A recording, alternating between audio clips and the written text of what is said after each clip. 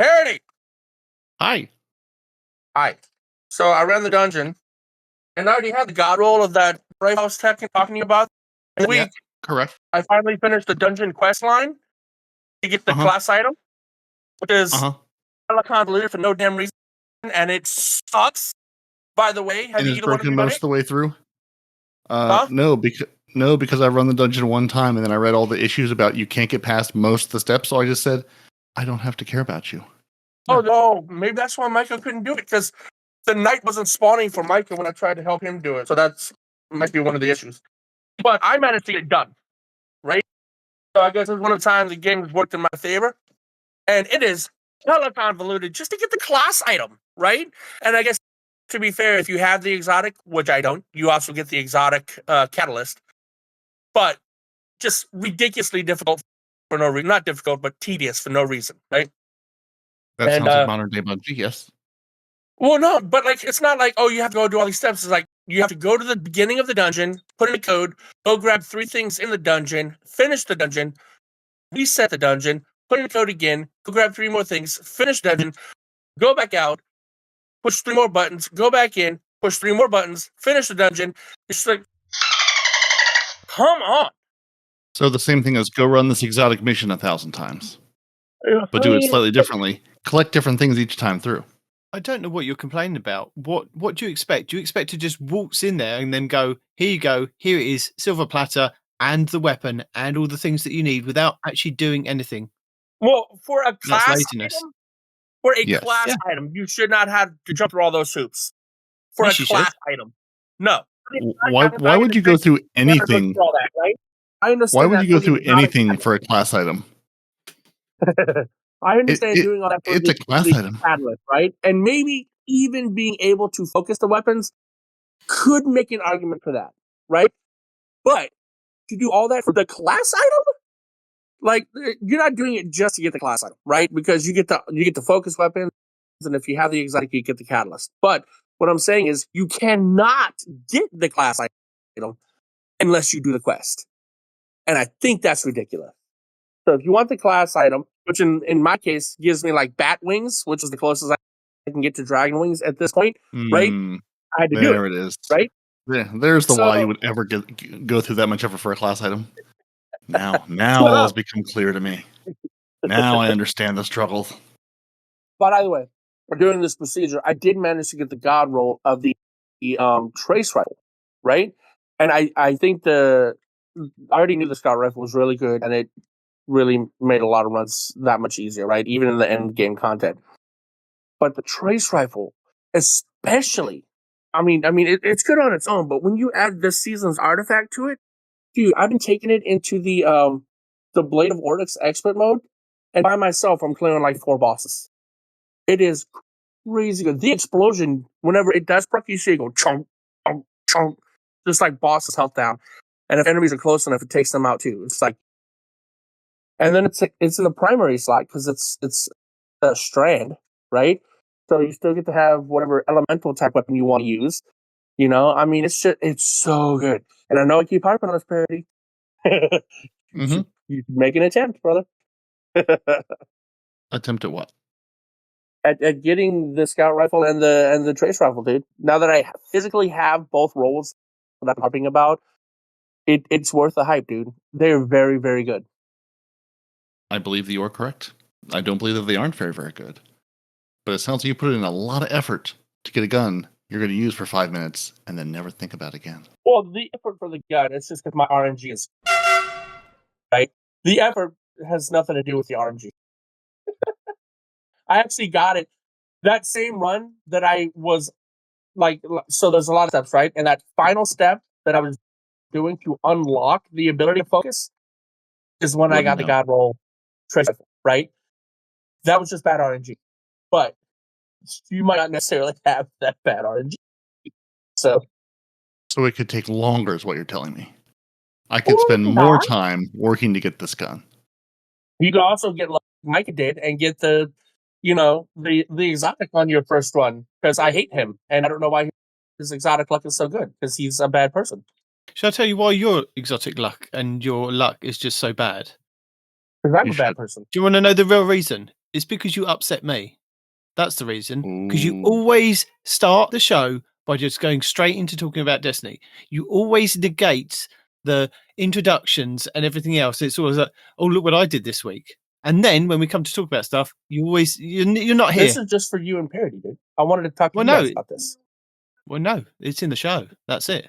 You can't just keep these things from the people. The people demand the stream. If you're not going to be here for the stream, then you've got to give the people something. They need the Hunter Master Ranger leader that you are to give them something each week. And if you're not going to be here for the show, you have to give them something.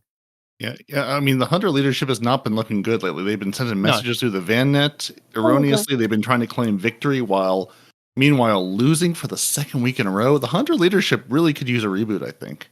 It's not a good look right now. I mean, our leader has a man button, so you can see why we're being dejected at this point. You let him take over. I didn't let him do anything. We all voted against it. No. Myself included. Bungie vetoed all of our opinions and made him not only the vanguard, but gave him a man bun. This is not what we wanted. Oh, well. Hi, Demon. Hi, Respawn. Hi, Peroty. Hi, Demon. Hi, Peroty. Are we starting the show? I suppose we must. The people demand it. Welcome to Two Titans and a Hunter, a Destiny 2 podcast. Dedicated in bringing you all the latest information, news, and opinions. This is the best show for new and veteran Guardians alike, where we share tips, tricks, and tools to help you succeed and enjoy playing even more. So with all that said, let me hand you over to your hosts, the Triumph Hunting Titan Night Demon, the pink-panted pansy Peroty, and your Hunter Master Ranger, Mr. No One Respawns in Real Life! So welcome back, guys. We're here. You're here. We're here. I'm here. We're at least 2/3 here. You're just about here. I'm actually surprised that you know that how to get to the show this week, because I'm not sure about your reading skills. Who's reading skills? Your reading skills. Oh, my reading skills are garbage. We know this. This is not news. So disappointed with you this week. Respawn?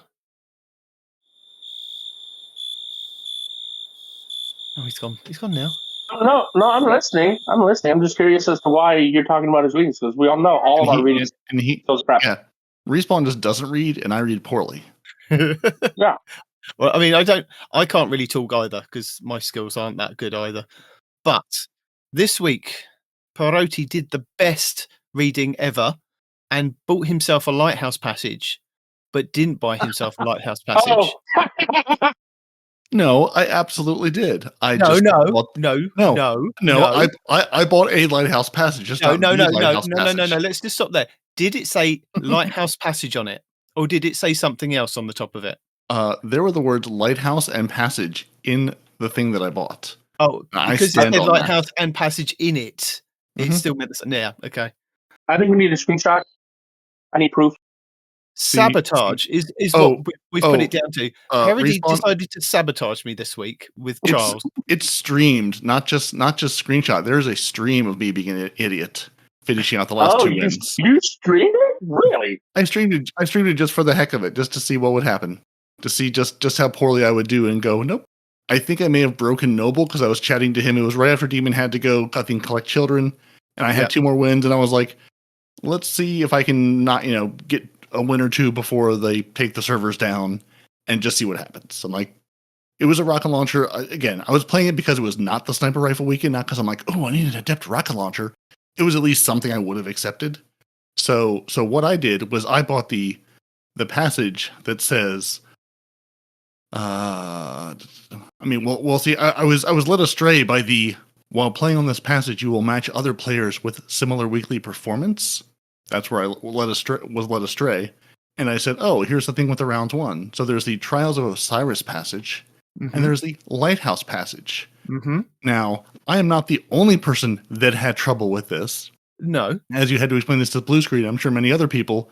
I will tell you, dear listener, now, there are 2 passages. One of them has one level of boxes that you need to fill in. The other one has 2 sets of boxes you need to fill in. You want the one with the 2 sets of boxes. That's called Lighthouse Passage. So don't get yourself the first one, because you'll say, because I have indeed earned 7 wins. And it will say, hey, you earned 7 wins, and it will give you absolutely nothing to feel good about. They don't look flawed, they don't break, they still appear as if they are working as you're collecting these wins. It just doesn't do you any good. So Bungie, why, if I pick up the Trials of Osiris Passage, which requires me to actually go flawless, to actually not lose games, do you make no indication on that passage my progress? Because I lost 20 games before I got my first 2 or 3 wins, probably. And I still had two or three little golden boxes there. No indication it was flawed. No indication anything was wrong. Just, oh, hey, you're on your way. You're making your progress. Why? What happened to my little red X? If I would have seen a red X, immediately would have gone, oh, this is the wrong passage. Let me go buy the right one. So yeah, buy the Lighthouse Passage, the one with 2 sets of boxes, because one is for wins and one is for weekly win streaks rewards earned. Yes, you buy, for those of you that need color reference, the black one is the Trials of Osiris Passage, which means and it requires you to go flawless to get to the lighthouse. So if you lose the game, you don't get to go to the lighthouse. You can still collect those wins on there, but it gives you absolutely nothing because it is a flawless passage. Yep. And the gold one that you need, but it will not tell you. It will not tell you that your passage has been flawed. It will still look as if you're on your way. But zero visual indication. The Night Demon in the group, when somebody came into the group to say, which passage should I buy? I said, do not buy the black one, buy the gold one. And our third bought the gold one, and we were on our way, joining Peroty, off on our little trip to the lighthouse that we thought we were going to the lighthouse. And Peroty sabotaged us from the get-go by having his Trials of Osiris passage. You're welcome. But we also learned only, I think, about 8 people play Trials on any given weekend. And it doesn't matter if you're in the UK, on the East Coast of the US, or on the West Coast of the US. It's the same 8 people that are playing Trials. Because we started with Demon leading us, because we said, it's middle of the day middle of the day or early in the morning on a Tuesday morning. So we said, we'll try the UK. We'll see how that is. Hopefully the people who, some people are at work, people are awake. The population might be decent. We played the exact same 3 people 4 times in a row? 5 times in a row? About that, yeah. Like every single time. So finished the game, went back in, re-queued into Trials, and met the same exact 3 stack over and over and over. So we said, no. Maybe it's the UK. Maybe the population is just low. It is like Tuesday morning. People are at work. Let's try the the West Coast. Let's go out where blue is. Let's try the West Coast and Bungie Central. Bungie standard time zones. Okay, well it's early there. It's very early. So again, population might be lesser, but there's more people in that region. There's a whole swath of humans in the Pacific time zone. Let's see how that does. Exactly the same. We, I think, faced 2 different teams over the course of 4 or 5 games because we kept getting the same 3 people. But we played the same people from over. The European servers in America, and we did the thing of going to the tower, coming back out of the tower so that we made sure that we were on whoever's servers we were on, went back to Trials and played the same people from Europe, and it was like, this cannot be. And I was writing notes about all these different things. We did a 3 stack, so there was 3 of us playing, and we just faced these other guys over and over and over again until we kind of took a 5-minute break and then went back in, and then we faced the same team again after that, a different team, but for another 3 or 4 times. And it was like, I don't understand this, because even if they are on the Trials of Osiris passage, which is the black passage, which we didn't realize at the time, then if they're going to the lighthouse and they are getting wins, and your one, if I'm not mistakenly, said it will match you up against people of similar win streaks. Now, you were on a 4-win card. After they beat us the first time, surely, give or take about 2 or 3 matches, they would have been way ahead of us. but we still seem to match up with them every single time. They beat us, like, say they beat us the 4th time, the 5th time, the 6th time. Surely, on that 7th time, they've gone to the Lighthouse. But it just didn't make any sense of how they were kind of stacking up against us every single time. And it wasn't like it was close games. It was we were steamrolled every single game. We were giving a flawless carry, but on the other side of it. We were playing on, my passage says, while playing on this passage, you will match up against other players with similar weekly performance. Now, if that means beating you 5-0 every single time, if that's similar weekly performance, great. I'll give it to you. We gave you your first 4 or 5 wins. We gave you most of a trip to the Lighthouse. You're welcome. Was there just nobody else playing on a Tuesday morning? Like, nobody. Across 3, significantly different time zones in 2 different countries? Was there just nobody out there playing as a 3-stack at that point? I don't believe that it was like, 4 or 5 total 3-stacks that we played against over the course of 15, 20 games. And I wasn't counting, but we played for a couple of hours and just never ran against other people at all. It was just the same groups over and over and over again. And it didn't get a lot better when it was just Demon and I. I think Blue unfortunately had lost connectivity at some point. We had given up on trials, went to go do a GM, got partway through one, died in the boss room, went to go run it again, and then Blue all of a sudden was just gone. Like, out of Discord chat, out of everything. Then I got a message from him. He's like, yeah, internet provider decided to take the internet down for a couple of hours, which ended up being like most of the day for him, unfortunately. So it was just the 2 of us. We're like, well, let's see how it is on the 2-stack. Let's go back to trials, see what happens. It was better than 3. I wouldn't call it good, but we were at least playing a little bit different people. But still, it was a lot of the exact same people over and over and over again. The matches were slightly closer, though, weren't they? Yeah, but I guess it depends on who we had on our team and who they had on their team. Yeah, definitely.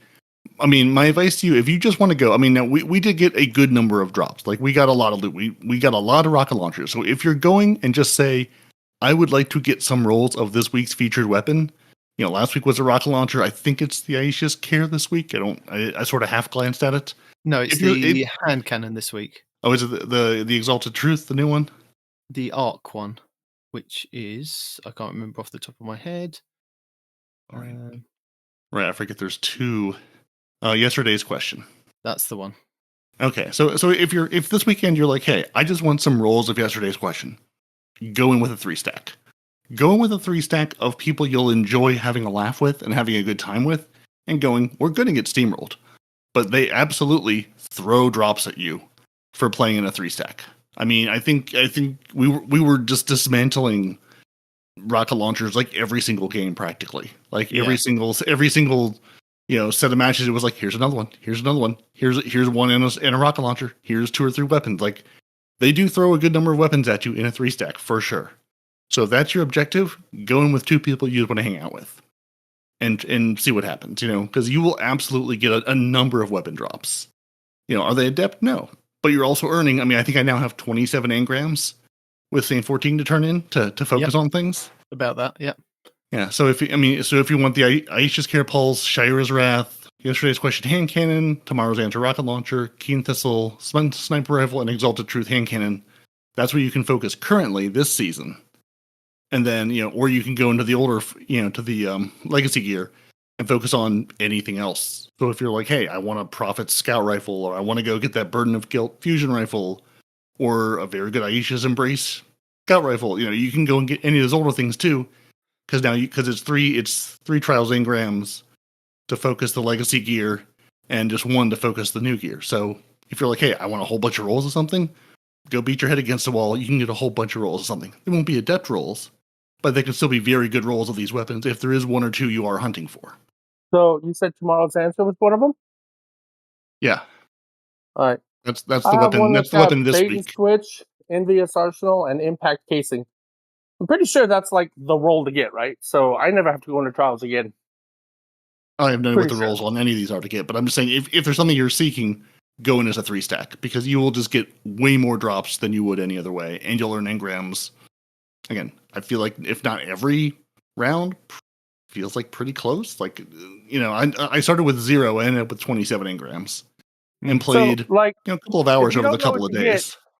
then how are you dismantling rocket launchers all the time if you don't know which ones to keep, Peroty? Oh, because I don't care about We any don't of want them. to keep. Yeah, we don't want to keep them. We were just dismantling them. We were having fun playing and having a laugh at just being Tomorrow's Dance is a decimated. good rocket launcher, though. Like Okay. it's a high impact, and with Envious Arsenal and Bait and Switch, like when you swap the weapons to proc Bait and Switch, that also reloads the rocket launcher for you at the same time. So Yes, but how many endgame activities can I safely use a rocket launcher and not blow myself up?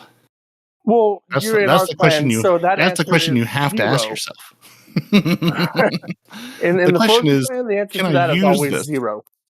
Yeah. I mean, again, like I wasn't really. I mean, just like I dismantled every single Keen Thistle sniper that it gave me and half the hand cannons. I think I kept one because I was like, this might be a role I could use. But yeah, like I wasn't really looking for the loot. It was more just a let's have the experience, let's see how this goes, and let's just have a good time with my friends. Like, were we getting the good time piece is optional. Were we getting steamrolled? Yeah, absolutely. Were we having a laugh with it? Yeah.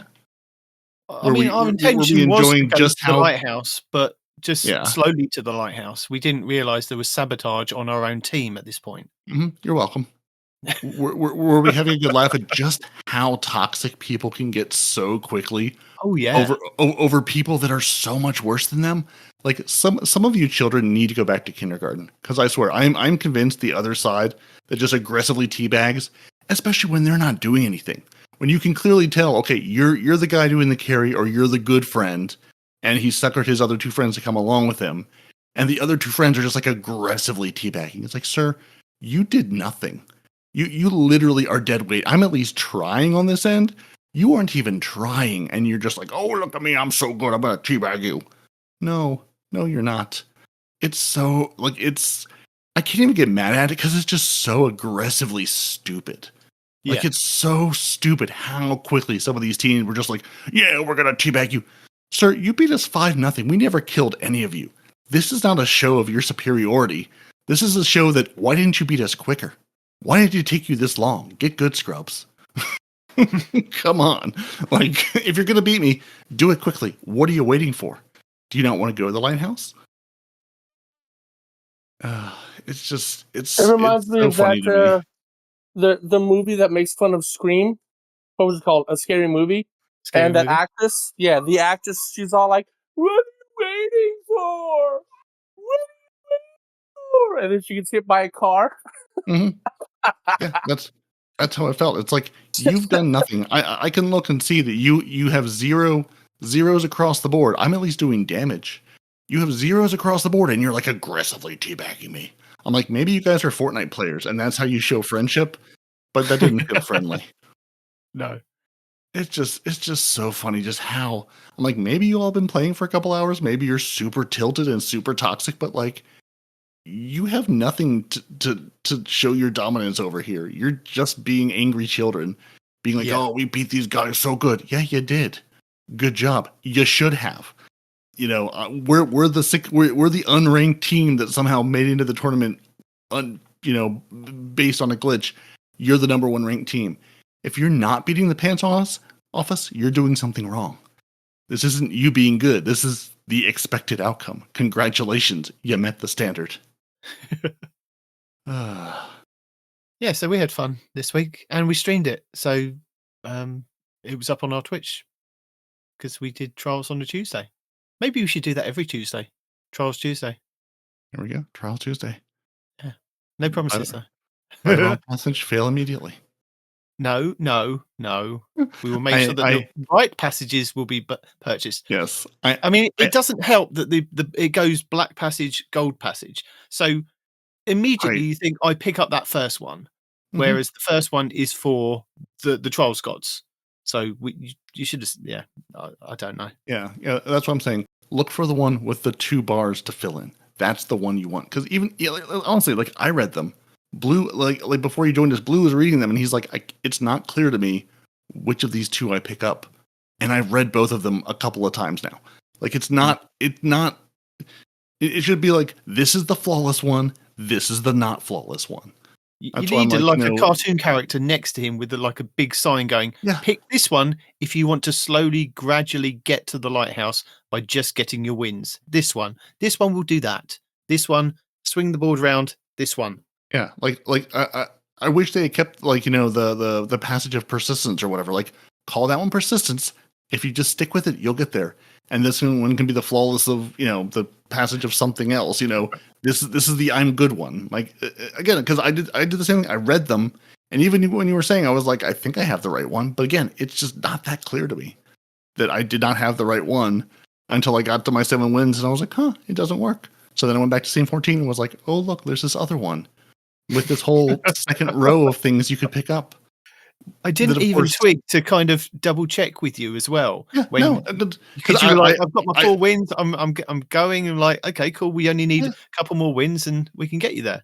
Right, because again, like I was expecting if I picked up the flawless one, that when I was flawed, it would indicate there were flaws. You used to have little red X's that show up in those boxes to say, hey, you lost a game. Yeah. This passage is now broken. It no longer does that. So I don't know if that's a bug. I don't know if that's the way they designed it. But yeah, like again, there was having played enough trials, I understand what I should be looking for. Although apparently not anymore. I was expecting there would be visual feedback if I look at my card and go, yeah, no, I've lost 20 games on this card. Nope, it still says I'm good. I'm on my way. Okay, great. Like, had no idea. Had no idea. Until I got to the end and was like, says I don't have the thing. Let me go back to scene 14 and compare the one I have and the other one he sells.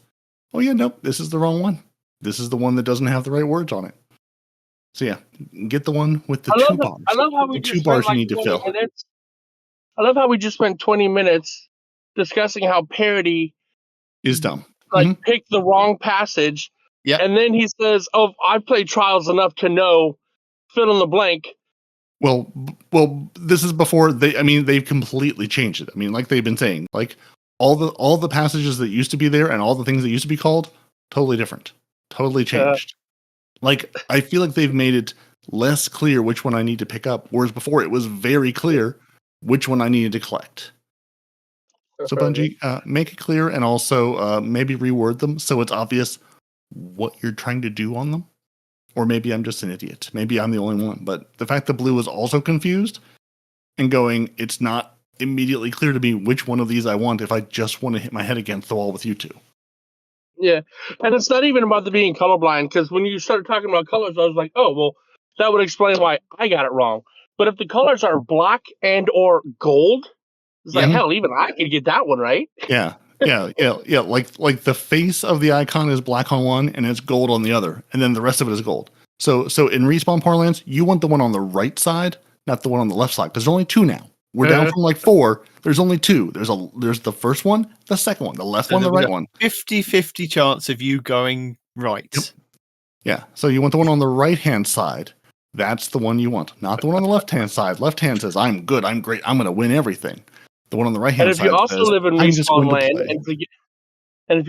respawn land, and sometimes forget your left and your right, put both of your hands in front of you, and put your 4 fingers and your thumbs out.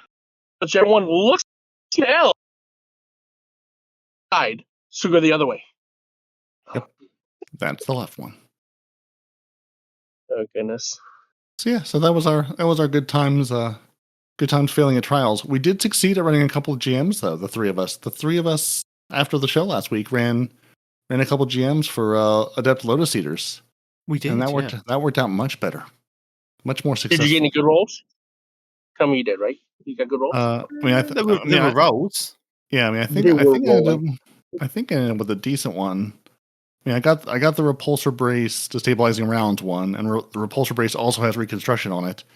I do have a video from Maven this week. Because I got mad at you because you got the roll. Because I have that roll split between 2 guns, and you got the roll that I wanted on 1 gun. Oh, I remember now. Yeah. Yeah. You're welcome. Yeah. So I ended up. I mean, before we had run it run the GM, I had gotten a handful of rolls on that I hadn't had time to sort out yet. But now I don't have to. Now I can just trash them all immediately. Well, no, you still. Wait, you said you had Destabilizer and Repulsor, and on that same roll, Reconstruction and Repulsor or Destabilizer? Yeah, Yeah, then you're Destabilizing good. rounds in one slot, and then Repulsor, Reconstruction in the other slot. Yeah, And then that's the one you keep. Trash the rest. You've got what you need. You're good. Done. Dusted. A winner is me. Yep. Yeah, I do have a video this week because Maven was like, I'm going to sit down and test all of the rolls and tell you which ones you should have. So if you're like, I have a bundle of these, I don't know which ones to keep, we'll have her video and she can tell you how to do it. Or just do what Respawn says and get that one. And if you don't have that one, then just delete the rest of them and be sad. Speaking of videos, I put a video in the chat that I thought was really interesting, but I'm driving and I can't remember what the video was about. Can you guys like look in the chat and give me the title to like jog my memory? I'm Actually Dumb and Glaives Are Awesome by Fallout Plays. Ah, yes, that one. Go on, tell us about it while you're here then. Okay, so Fallout, like, he messed with Glaives when they first came out and just kind of thought that they were meh or whatever, right? And then he goes, I mean, I've always liked Glaives anyway. I mean, I don't have the opportunity to have builds as good as, like, the Titans do with all of your exotics and abilities to buff your melee damage significantly, which stacks on Glaives. But I still like them in general because they help with, like, double special runs, which I did know about that because I've been running double special for a long time now. But Fallout didn't do that until Rocket's sidearms came in the picture. Now he uses various different glaives with various different rocket sidearms and etc. And he shows you one build with a Titan, one with Warlock, one with a Hunter that you could use and or change to your desire, and shows exactly how and why glaives are actually one of the best weapons to use in the game, up to and including in-game content. So there's a lot of details he goes over in there, way too many for me to discuss right now. But yeah, it is a good watch for those of you that are still kind of going meh when it comes to glaives. They're very good, and it's also incredibly good for double special loadouts. So give it a go. Cool. And you can still use all the class specific glaives as they are no longer class specific. So yeah, I was gonna say I think Bungie just canked it entirely. I don't think they're fixing it. I think they're just available now. Yeah, that's what they said. Yeah, which means now I got to try to figure out how to go back and get the other two class glaives because I've only got the Hunter, and I don't know how to go even start the quest for the other two glaives. And you never will. No! Bungie did fix it. It was broken for a really long time, and they did fix it. Now, how you actually get it, I have absolutely no idea anymore. But there's a video somewhere. Someone will tell you how, and hopefully it'll still be accurate. Well, I do. I have one video this week which I'm going to recommend to everybody, and we might as well talk about the videos as we're kind of talking about the videos now. But this is based on a weapon that I have seen in trials and competitive over the last, in even doing Guardian games. The Zealot's Reward, which is a fusion rifle from the Garden of Salvation. It sure is. Has been mapping me. Literally mapping me. I came up against about 3 teams yesterday. I decided to play trials when it went live. I was like, I'll jump into trials and have a quick go. Each team, for the 3 teams, they ran the Zealot's Reward on every single character, and you just don't stand a chance unless you've got a sniper rifle, because they could be at auto rifle range, they could be at shotgun range. That doesn't matter. They're just going to whoop, that's it, you're dead. Now, Legola Flash has a video on this that he put out about 4 months ago, and it was the only one that I can kind of find that kind of goes over the perks that you need. But I was looking at it on the D2 armor pick, no, not D2 armor picker, on the D2 Foundry this week, because I've got the Cartesian Coordinate, which is also a rapid fire fusion rifle. And I was like, well, my rapid fire was really, really good back in the day because I had high impact reserves and under pressure with particle repeater and red dot micro when we actually had sights on there.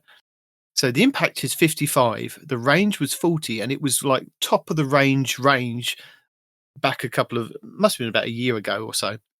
And it just worked amazingly because with the high impact reserves, it does more damage because you're in PvP anyway. You've only kind of spawned in one or two, and then being under pressure, having improved stability and accuracy as the magazine gets lower is also a benefit to this thing. But the stats on mine do not compare. I'm telling you, to this Zealot's reward. Right? I did a comparison between the two. Now, the Zealot's reward that you can get, you're basically looking for under pressure, which improves the accuracy and the stability as the magazine gets lower, and then closing time. And I know they've talked about closing time in the TWAB, and they said that it's something that they're looking at to kind of maybe nerf. I think maybe there is something there that you kind of need to do, because closing time improves range, accuracy, and handling as the magazine gets lower. So you imagine this on a fusion rifle, a rapid fire fusion rifle in trials or competitive, that improves your range and accuracy when you have like 1 or 2 in the magazine compared to I think it's a maximum of 7. So you're only ever picking up like 1 or 2, or the best thing to do is pick up maybe 1 or 2 bricks. With closing time and under pressure, you can then also, because it's craftable, because it's a Garden of Salvation weapon, as long as you've got the red borders, 5 red borders, you can go and craft it. You can craft it with these traits on there. So there's not much kind of farming needed apart from just getting the red borders, or just get them and use your, the red things that you can get from your season pass, your deep sight harmonizers, to kind of craft it. So closing time, under pressure, projection fuse, which adds 10 to the range, right? Hammer forge rifling, which adds 10 to the range. And then if you have a range masterwork on there, guess what? 10 to the range. A rapid fire fusion rifle, impact of 55, so it's a really good one. Range of 72. 72 compared to my abysmal like 40 that I've got on mine on my Cartesian coordinate. I'm like, that it's double. It's no point. There's no point. Did you discuss where they could get this from before you started talking about the perks? Yeah, the Garden of Salvation Rage. Yeah, you did. Sorry, I missed that. So compared to my one with the range 72, handling 100% if you have those perks on there, compared to my 57. Reload speed of 48, so it's better than the Cartesian. Aim assist is only 37, but I don't really think that you just need to aim. It's just like hit the body and you're vooped away. Mm-hmm. Zoom is a 15. Airborne effectiveness is 4, same as mine. Charge time is 500, same as mine. Recoil direction is 49 against 52. It doesn't really matter, to be honest. And then when you scroll down in the comparisons of damage fall off and like the optimal time to kill. So what would you think the optimal time to kill would be for a tier 1 or tier 2 resilience? -7. 0.42. 0.29 seconds. What? Right? That's for tier 1 and 2. Now, tier 9, tier 10, what would you hazard a guess there? 0.47. Again, 0.29 seconds. What? Exactly. It doesn't matter what you are. You just get vooped. Yeah. This is what's happening in trials and competitive. And I'm like, damn, I need that weapon. Is it craftable? Or yes. Is it drop only? It is craftable. Yeah. You've probably got all the red borders from Garden of Salvation. I probably do. That's why I was asking. you need this weapon. It's ridiculous. Because, I mean, when you get, like in PvP these days, you only get like 1 or 2 bricks from picking up a special ammo, or even when you spawn in. Yep, it's been in the top 5 trials weapons for the last couple of weeks. Yeah, and I think we didn't really see it, did we? Or did we see it last week? I definitely saw it. I think I saw it more when I was playing solo and with Blue before you joined us a couple of times, because I definitely was just unloading into people with the outbreak or with the what's the other pulse I had? The Chattering Bone, and it doesn't matter. You're sitting here like landing your shots with whatever weapon, and it's just like you're done. Like there's nothing you can do. Like You either have already run out of the way or you're dead. There is no flinching this gun. There is no fighting back against it. There is just you are going to get vooped and you're dead. And you said it's a rapid fire, so the charge time is what, 500 or something? What's the charge time on it? 500. The charge time is I pre-charge it, peek around the corner, and voop you, and then you can do nothing against me. Goodbye, good day, sir. You lose. Or you can BXR battler, hit them in the head many times, and all they have to do is go whoop, and that's it. You've gone. Yeah. They just there are hunters running at me, and I'm like, you should be dead. Whoop, I'm dead. Mm-hmm. That actually brought up my next question because I didn't hear anything from you guys, but other people I've heard say that hunters are still running rampant, and the Radiant Dance Machines, although they were supposed to be nerfed, apparently are still good. That people are using controllers. So, did you run across a lot of Dance Machine hunters in Trials, or is it just kind of like across the board? Yeah. Yes, and in competitive this week, yes. How would I know, honestly? I'm getting shotgunned and hand cannoned by hunters. I don't know what they're running, but it's working effectively. Well, the Radiant Dance Machines are super obvious because on every, even the ornaments, they have the, neon. Is there an ornament for it? I didn't think there was an ornament for it. I think there's one. I think there is one. I don't think there is. No. I'll have to double check. Maybe I'm thinking of something else. But either way, they're neon green pants. Knee pads, you can't miss it. Yeah. Okay. So, yeah. I don't remember. They're radiant for a reason. Yeah. Well, they are being used by 11.5% overall. 24% of the hunters are using them. 30% are using stompies. So you're either running stompies or Radiant Dance Machines in Trials this week. There is no other option, basically.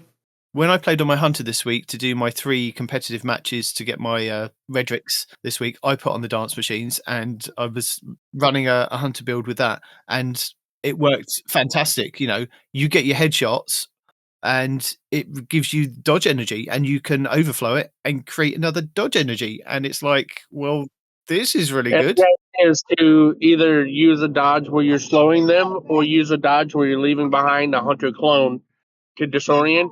Or, there's all kinds of reasons to have multiple dodges. Yeah, so, what were you using for your hand cannon, though? Last word. Yeah, that's what I thought. Okay. Yeah. Yeah. The last word I had forgotten about until I saw it this week. It's like, oh, right. Yes, I did. I forgot about it until we played against it in Trials and went, that's doing really well. I can do that. I remember how to use that gun. So, yeah, I put that on. But, yeah, Dance Machines gives you moderate increased airborne effectiveness and hit fire mobility, range, and accuracy when you use primary weapons. And it's like, that's just intrinsic. I don't have to do anything, and I could just use that. So just show up and win. Yeah. And then when you use and you got to talk about how it pairs with the last word so well, because the last word, whenever you fire from the hip, you also get increased aim assist and all kinds of shenanigans when it comes to that gun, and that stacks on what you get from the Radiant Dance Machines. So you're getting all kinds of stats going to your aim assist for the last word. And the last word hits really hard on its own, and every time it hits, the damage goes up, I believe. For every successful hit, the damage goes up on the last word. I think. You think? Somebody fact check me on that? It could be. Or you just run your Igneous Hammer Adept, or your Criminal's Dagger, or your Rose, and it doesn't matter. Well, it does matter because you hit harder, and you have a faster TTK with the last word and the Radiant Dance Machine combo. So even if you were running those, if it doesn't take you less than 2 or 3 shots to kill someone, then it doesn't matter. It takes 2 or 3 shots, but they're fast 2 or 3 shots. You got to keep in mind how fast the last word shoots, because 2 or 3 shots for most hand cannons is because they're high impact, slow firing. The last word is a very fast firing gun, and it still kills you in 2 or 3 shots. So that's why it's so oppressive, because you still get the 2 or 3 shot kill, but you get it a lot faster. Yeah. I mean, I did get a double kill or a couple of double kills when I was playing competitive this week from the last word, and I'm like, damn. Yeah. It's crazy, and this is after they nerfed the Radiant Dance machines specifically because of this combo, and it's still kind of good. But you say that the other video that I want to throw in this week is the most broken build in Crucible history is here from Benny. Now, I wasn't aware of this until I was kind of watching this video. I was like, because again, I was looking at like videos to enhance my build as not normally playing as a hunter. And I thought, I want to go and get some more Redrix. And he was like, you need to go and get this Redrix. And I'm like, well, what Redrix do I need, Benny? Please tell me. Offhand strike. Offhand strike, right? Final blows grant additional weapon range, stability, and accuracy when firing from the hip for a short duration with a hip fire weapon with the Radiant Dance machines, because the Legacy PR55 frame is custom frame with dramatically increased accuracy, stability, and targeting whilst firing from the hip. So you're getting increased, offhand strike without even kind of having to use that. And then once you proc the offhand strike, it's just amazing. And I'm like, damn, I need some more Redrixes. That's crazy. And it's got way more range than the freaking Last Word does. And in the opposite column of whatever perk you just said, I've already forgotten, can you get like Headseeker? You can get Headseeker. And you can also have Sword Logic, which is still not nerfed as bad as they thought it was going to be nerfed. Oh, Jesus. Yeah. So what does he recommend for the second column? Well, I'm going to let you watch the video and find out. All right, I'm going to have to. I mean, yeah. Good Lord, that sounds awful. Holy moly. Is that in the same column as the Zealots? Whatchamacallit? Nope. Oh, so you can run both? You can run both, which is what I've been coming up against. Oh my God. I can see why that's the most awful build in PvP ever. Jesus. Have you set foot in the trials this week, Demon? This weekend? Yesterday I did. I played 3 games yesterday, and that's what I said. I was facing up against the Zealots. Okay, yeah, I was wondering if you would set foot in with the new map this week and to see how, not to ask if it went any better or worse, but just if it was different or not. Different, yeah. It is different. But I mean, even comparing the Redrix S-Stock to the BXR Battler, the Redrix S-Stock base value is better than the BXR Battler. Just, it's got better range, better stability, better handling, better reload. Aim assistance is 82 compared to 85 on the BXR. Zoom is 20 for both. Airborne effectiveness, 23 compared to 10. It's like recall direction is 65, so it's still down the middle compared to the BXR, which is 70. And I'm like, and this is the Stoic or the Broadsword? Stoic. S-Stock. Stoic. Yeah. S-Stock, sorry. Yeah. The new one. The new one. Just the one. So yeah, if you can get that, if you can get that one, go and play some competitive and get that one and be a hunter. Yeah, I played my first either two or three competitive matches after I failed to go to the Lighthouse, and I was like, well, I don't have time to pick up the other card and try to get 7 wins. I did apparently go 8-39. I looked at if you go to trials.report and log in, it'll tell you your overall progress for the weekend. So yeah, played about 50 games, won 8 of them, which sounds about right. I think the thing is, I'm kicking myself because I think I actually deleted an offhand strike one that I got the first week and didn't even realize. Probably because and that is not craftable, right? Because it's a crucible drop. Yep, it'll be craftable next season. Well, it won't be craftable, but it'll be farmable next episode or next act, or whatever, when they refresh shacks. So wait, farmable. So then, how do you get it now?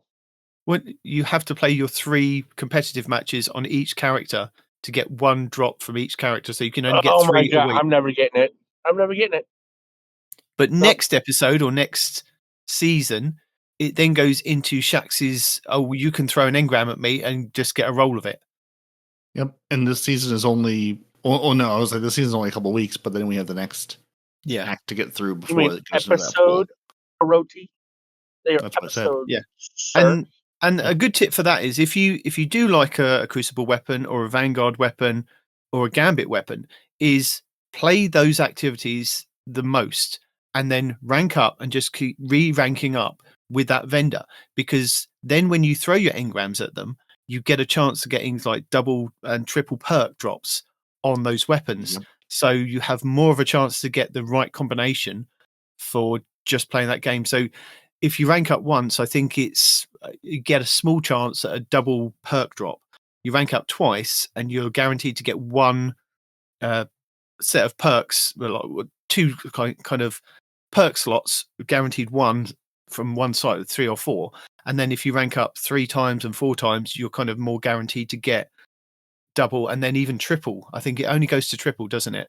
I've had some like Crucible weapons that had triple perk drops. And I'm like, wow. So yeah, if I can't get it this season episode, then it's definitely going to be something I'll be playing a lot more Crucible for next season episode and throwing loads of engrams at him until I get the role that I want. Yeah, that's one thing I need to finish doing. And yeah, you're absolutely right. Just resetting that vendor rank is a great way to get those double, triple drops. Because then you don't have to find the one you want. It's probably there, and it's beautiful. So do you want to talk about it, or shall I talk about it? Who goes first, me or you? What are we talking about? This week in Destiny. Well, I was just going to say, did we? While we're sort of all over the place, I know you mentioned to me the little Gambit change they made that I missed because I wasn't for 1,000 years expecting they would have done anything with Gambit for the Guardian games. And I can't remember if we mentioned it this week or if you just mentioned it to me personally. I think we mentioned it last week, and I did mention it in the This Week in Destiny video last week that we put out, that it's class versus class Gambit. And it's hidden. That exists. The thing is, it's not in the tower. I do believe we did speak about it last week, because last year's Guardian games was it had a Nightfall node, and I think you had the warm-up Nightfall node. Then you had Supremacy, and you had and then you had Gambit, all on those 4 kind of nodes in the tower. And this time it's just literally Rushdown warm-up, Rushdown normal, or Rushdown expert, and Supremacy. And it's like, oh, okay. And then you go to the Gambit node, and it says class versus class, and you're like, oh, why is this over here? Nobody wants to play it. No one does. Because they were like, we're not even going to bother to tell you about it. You're not going to be able to beat 3 Titans with barricades and speaking of Titans, there was another video. I forgot to put it. I forgot to put the Titans in there. The Titans video in there. But you know how you guys have the? Well, I can't find it because I don't remember who did it. But there was a video out. It does make it harder, yes. It's you know how you guys have the barricade with the bolt charge and all that other fun stuff, right? Yeah. Well, never heard of it. Instead of using La Monarch, the video. Well, your friend Micah told you. I think his name was Machix. No. Micah told you last week. No. Listen, this was. I'm pretty sure. I'm pretty sure Demon was there. This was to use 1K voices. So Micah didn't even know this because I told Micah this right after I watched the video. So Micah didn't tell me this at all. Okay. But I saw a video. So you need 1K voices. Instead of using La Monarch with the barricade, to use the barricade and 1K voices, because apparently that is like the best DPS currently for the Titans. I have not had the time to go back on and test it myself on my Titan, because I have been playing all 3 characters because I was trying to get the dungeon rolls. But because you're trying to help the Titans win, I understand. No. I mean, you guys are winning right now, even with just La Monarch. You can't out DPS them. It's crazy. But to get even better DPS, I've heard that instead of La Monarch, to use 1K voices if you have it, which, if you don't know how to get it, it is a drop from the Last Wish raid end chest. It's exotic. Yeah, it's the exotic. Yeah. You know how many times that I've not got that? All the times that I'm still sitting here with you. 86. Yeah. A lot. A huge number. Yeah. I should save up my tokens. I should save up my tokens until I have no room left to have any more tokens, and then just open up all the chests. I just kind of go and do it, get 1 token, and go, please. Oh no! It's not available in the kiosk? No, you have to do the Last Wish. Nope. Oh, I mean, it's so old. I thought it would be in the kiosk by now. Nope. But you saying that, your friend Micah did tell me, he put me onto a good thing, and he was saying that he'd seen it somewhere, a YouTuber had said about it. But the Barrow-Dyad, if you're able to then go once you've got your Barrow-Dyad, you then go to your Yep. shaping slab and you turn it to the white shaping slab. So the second version of it, where you're kind of, I don't know how to describe it, where your character suddenly is in pain. Yeah, kind right of bent next to the over more. mirror, right next to the mirror, or the rune that you talk to level up. Right next to that The slab, is like next what to the looks slab. like a fountain with a white floating orb. Right? Yes. You interact with that, and you can change the choice of your submachine gun. And when you Yes. change that choice, instead of it jumping to different enemies to hit multiple enemies, instead it burrows into the enemy and detonates, much like a Weapon of Sorrow hand cannon that we have. Oh, Right? so I can make my SMG malfeasance. Yes. You can make it. Yeah, it's amazing. I used it loads this week doing like the Rushdown stuff. Put my barricade down, stand behind it, and it was just kind of hold the button down, and it was like amazing. Yep. Yeah, electricity And all when over you- the place. When you empty the magazine, you only get 5 of these burrowing shots. So you have to empty the magazine, the full magazine of your submachine gun, and hit every round or almost every round in an enemy. When you reload, you have to reload. When you reload, it changes. It converts that charge that you've just built into 5 or 6 of these burrowing rounds, and then they just get like that. They're gone instantly. But when you hit the boss with it, you just see the health, or when you hit anybody, you just see their health go chunk. You know, they do a lot of damage, especially it's for a being lot a of damage. primary submachine gun. Yeah, it was really good, and because Micah couldn't remember who it was, I don't know who he was talking about, but I thought we'd mention it here. And do you know I was telling you about a Void hand cannon a couple of weeks back with the demoralized perk on it, and originally I thought it was the Nightfall weapon.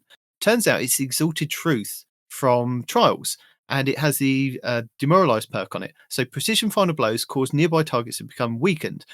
It's a good, not a DPS weapon, but a good kind of ad clear. People keep saying that, but I don't understand why. Because weaken just makes them do less damage to you, doesn't it? Well, but if you're going to have anything in that last column, you would think you would have destabilizing rounds, because when you kill that enemy, they detonate, which causes AoE damage, and then it also gives you volatile rounds. Well, I mean, it gives me volatile rounds because I run a void build. But it detonates and does AoE damage, and then when you kill the next enemy, he detonates. You know, you would think that would be a much, much, much better ad clear perk, and it rolls in the same column as that weaken perk, right? But people, you're not the first one. People keep talking about that weaken perk instead of destabilizing rounds, and I'm like, why is that a better ad clear? All you're doing is making them do less damage to you, whereas the other one does AoE ad clear.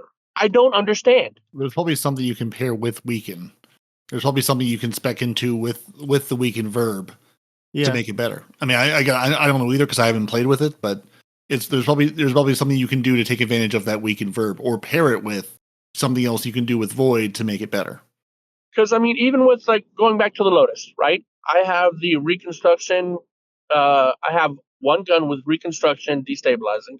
I have one gun with destabilizing, and then the wombo combo that it goes with it. I never remember the secondary perk because my brain hates that name for whatever reason. And then I have the reconstruction with the weaken effect, right? I've tested all 3 of these roles, and by far the better ad clear, at least on the Lotus, is the destabilizing rounds, because I shoot one enemy, he blows up and takes a bunch of guys with him, and I'm just like, it's a no-brainer. I don't understand. Well, what happens if I told you that you could get a weapon that has destabilizing rounds and demoralized on the same? I know you can. You can get that on the Lotus, right? That still doesn't. Wait, hold on. Destabilize. Wait. You can get Destabilizing rounds. Read in the what that third does to me. column. I might be saying the wrong name. Destabilizing rounds is defeating targets create so void burst hitting other targets with this burst. Oh, then okay, then yeah. burst makes them volatile and grants you volatile rounds for a short duration. And then demoralized, precision final blows cause nearby targets to become weakened. Okay. Okay, I was thinking of the right perk. Yeah, that's the one that detonates all wrong. Okay, cool. So that does sound amazing. Is it the bow? Is it the new void bow? No, it's the hand cannon, the Exalted Truth. Oh, That's what I'm saying. The one that you can get in trials, you can get in the third column, destabilizing rounds, and in the fourth column, demoralize. Okay. Well, the destabilizing rounds, that makes a lot of sense. But the demoralize, at least in its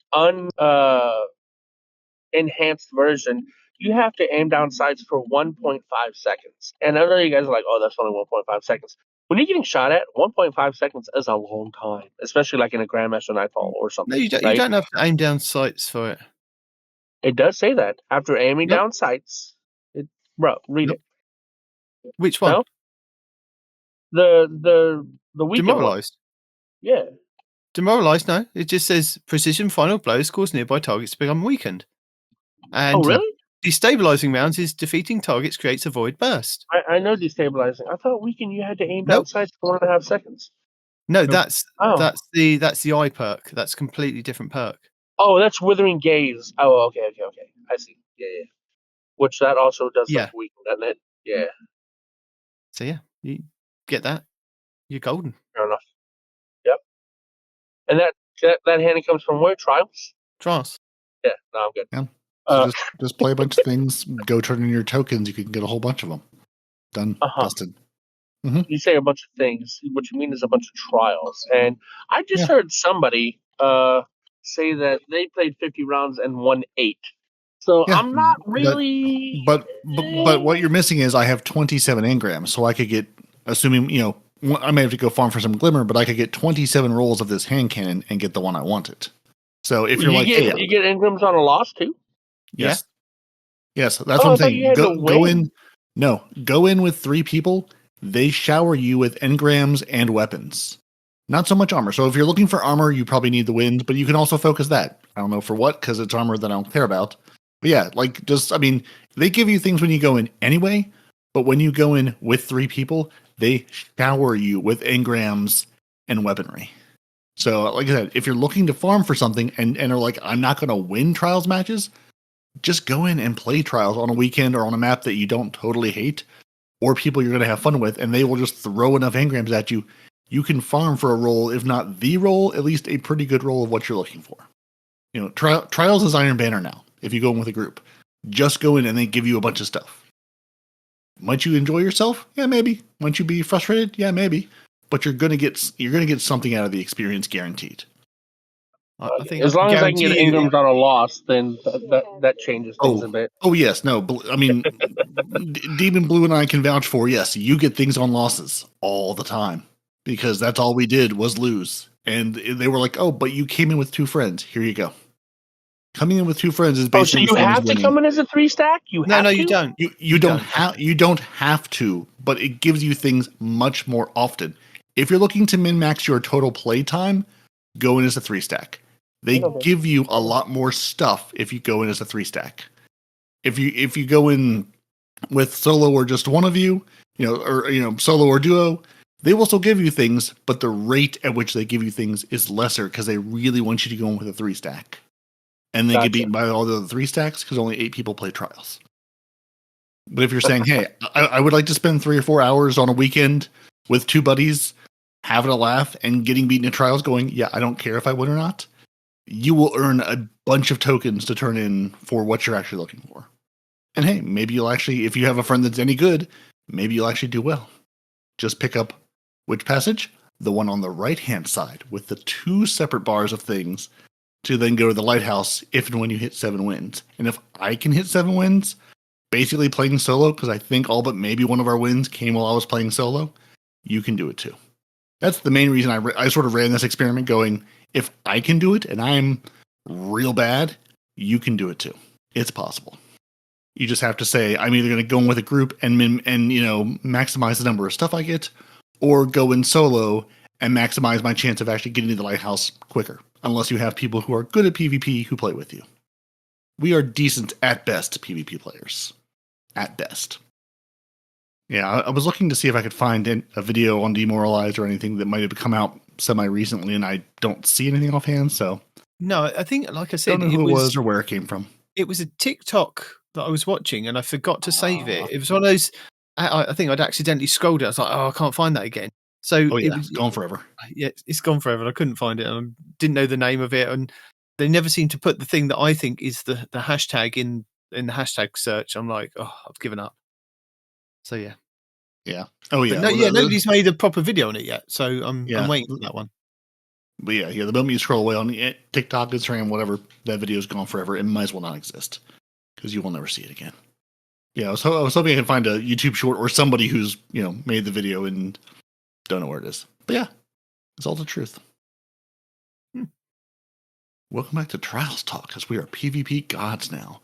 Unfortunately, the god is Loki, and well, we all know how that turns out. Yeah. So the TWAB this week for the 20th of March, 2025. Guess who's winning the Guardian Games? These guys. Even though Titans? Yeah, probably. Even though every time I've gone into Guardian Game Supremacy, it's been the Hunters completely dominating the Titans. It's all Hunters in there. Yeah, did not stand one chance. I think we came up against one Warlock team who still blew straight through us. I mean, obviously with different Titan teams each time. It was like, doesn't matter. It was like we were headless chickens. So you know what I thought? I thought, I'm going to play your own game. I'm going to join the Hunters and go on the Hunter team. It then went the other way, and we came up against a team of Titans that just went, you know what, Hunters, we don't like you. And they just blew through the Hunters. I'm like, why am I not on that team? Why is this always happening to me? They knew you were an imposter. They were like, no, we're going to find the six Titans who actually understand PvP and going to put you up against them, because they do exist. But yeah, no, I had the exact same experience. I haven't played Supremacy this week because I was doing Trials and Competitive instead. But yeah, exactly the same experience week one of, I think we played one Warlock team. Also, can we check out the Warlocks? Are the Warlocks okay? Like, are you guys out there? Have you all just left the game at this point? I'm a little concerned. Your new Arc Buddy is very, very fun, and I hope you're enjoying it. But are the Warlocks out there? Are they doing all right? Because I'm not so sure. Someone do a wellness check on the Warlocks. Because yeah, we played one Warlock team, and they wiped the floor with us. And yeah, the rest of the time, all Hunters. All Hunters in matching outfits. They're very, very color coordinated. I give them that. You have given me some motivation to get my Barrow-Dyad done, though. Just I've got the basic one, so just go and pick that up. It's yep. I haven't done anything apart from getting the basic one. I will go and get other bits, but it seems like quite a long and complicated thing to kind of go and do. Oh yeah, Fallout and I sat down and we started to work our way through it this weekend. If you go into the what do they call the Court of Blades? Court of Blades, right? Yeah. If you go into that, Mm-hmm. before you finish, you only have to do one encounter. It's got to be on expert, okay? You only have to do one encounter. As long as you finish at least one boss, you then put on your Barrow-Dyad before like the timer runs out. And when you get, oh, you don't have it. Oh, well, when you do get it, go into this will help Court of Blades. Just put it on, do one boss, and then you'll get your first catalyst. Just like full stop. Okay. There you go. Good to know. Yeah. I'm working my way through. I've done all the Lost Sector nonsense, and now I'm doing the 3 different quests to go kill people with swords and run around to the moon of the EDZ. And I'm going, I'll get there.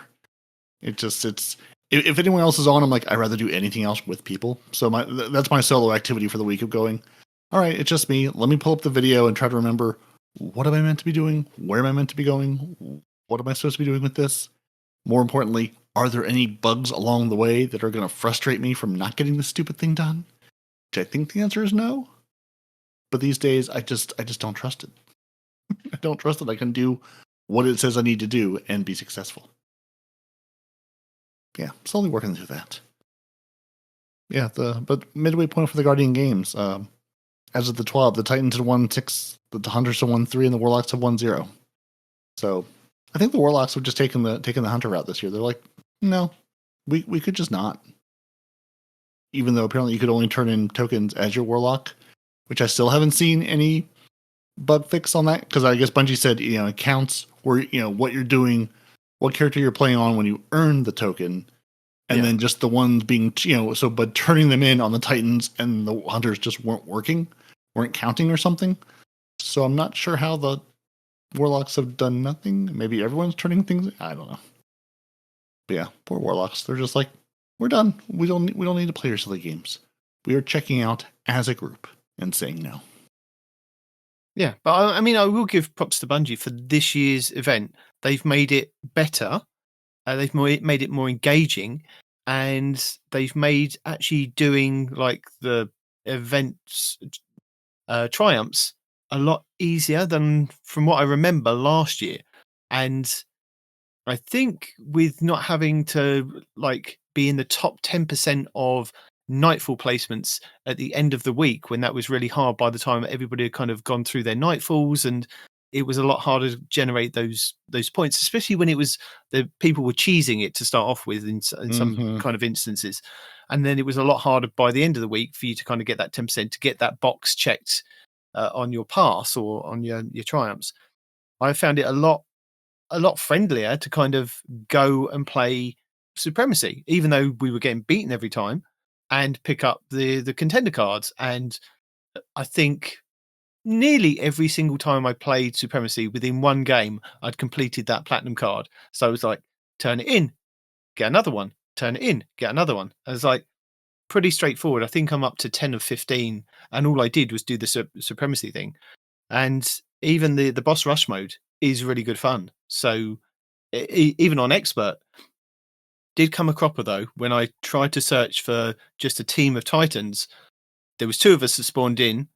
The guy saw that it was Crota and just immediately left me, and I was like, "What, sir? Come on, yeah, come on. It's not that hard. Just it's Crota. It's Crota. Do you know the mechanic? Several times that I've kind of played it, and people don't know the mechanics of kill the sword bearer, pick up the sword, smack Crota.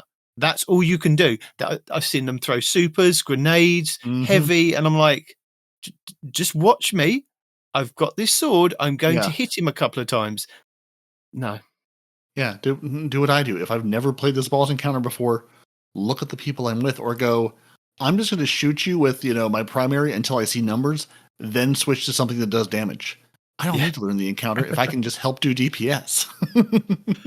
And I think it's on the same kind of rotation. Is the one in the pyramid ship where you have to deactivate the kind of little lamps that like I think they're radios or whatever, beacons or something. It says disable these beacons, and you then get the different spawns and you get the boss phases. They're like, go and stand next to one. There's 3 of these. You stand there, I'll stand here, and you go and stand over there. Do you think that we can get people that are sensible enough to go and just stand at each one, fire their long-range weapons at the boss until we get another round of saying, please disarm these, and then it's over and done with? I think I've got one group that actually got it together. I went to the furthest one. I was like, right, you follow me to this one. He stopped there, and I was like, I'm going to go round to the furthest one, and then we can just do. So that seemed to work out, but that was quite funny. By the hand. Yeah, no, trying to get Destiny players to perform objectives. Good luck. Yeah, but the rest of the kind of the triumphs and things have gone really smoothly. Of like, just go and play the things, and you'll get progress. And it's. Hold on. Let me jump in on their defense, okay? Destiny players can do objectives, okay? PvP players, they don't do objectives. PvE players, we do objectives because we do things like raids and dungeons and things like that. You had a bad experience, all right? But do not equate everybody to that same standard. That's crazy. Can and will. I have the microphone and they don't. Haha. Get your own podcast. Then you can tell me I'm wrong. Or write into the show. Leave us a comment. Send us an email. Yeah, but no. But I also have a microphone. That was absolutely have the podcast, and I am telling you that you're wrong. So the requirements have been met. Well, there we go. Well, I'm telling you that you're wrong. You're wrong. Yeah. I mean, to be fair, that was me. Like, again, I launched into the practice one, and the first one was Rivet. I'm going, I have never done this engagement in my life in any capacity. So, again, I'm going to run around and shoot things that seem like they want to be shot, and wait for numbers to show up, and then do lots of damage to those numbers. Done. Dusted. I believe that's a story mission, that one. Could be. I don't really know. I saw Rivet and I'm like, I'm familiar with your work, but I can't say we've ever been properly acquainted. Fair enough. I've fed you cookies more than I've met you in combat. Oh dear. So yeah, Guardian Games, I think it's going quite well, and I've seen quite a good positive reaction to that. And it'd be nice if we do get maybe Rushdown every year and different bosses in it, just or different ways to kind of do it. Maybe sometimes, maybe throwing the Nightfall things in there every now and then. You know, just saying, just Yeah. might be nice. But, let us actually fight the Vex that gets stomped on by the Cabal in that strike. Let us actually fight him for once, for the first time. Put him into into Rushdown instead of just being there to be fodder for the Cabal. Yeah, he's never coming back. Yeah, but no, it's been. I mean, again, I'll give Bungie credit for all the events we have that we always complain it's the same event. It hasn't changed in 1,000 years.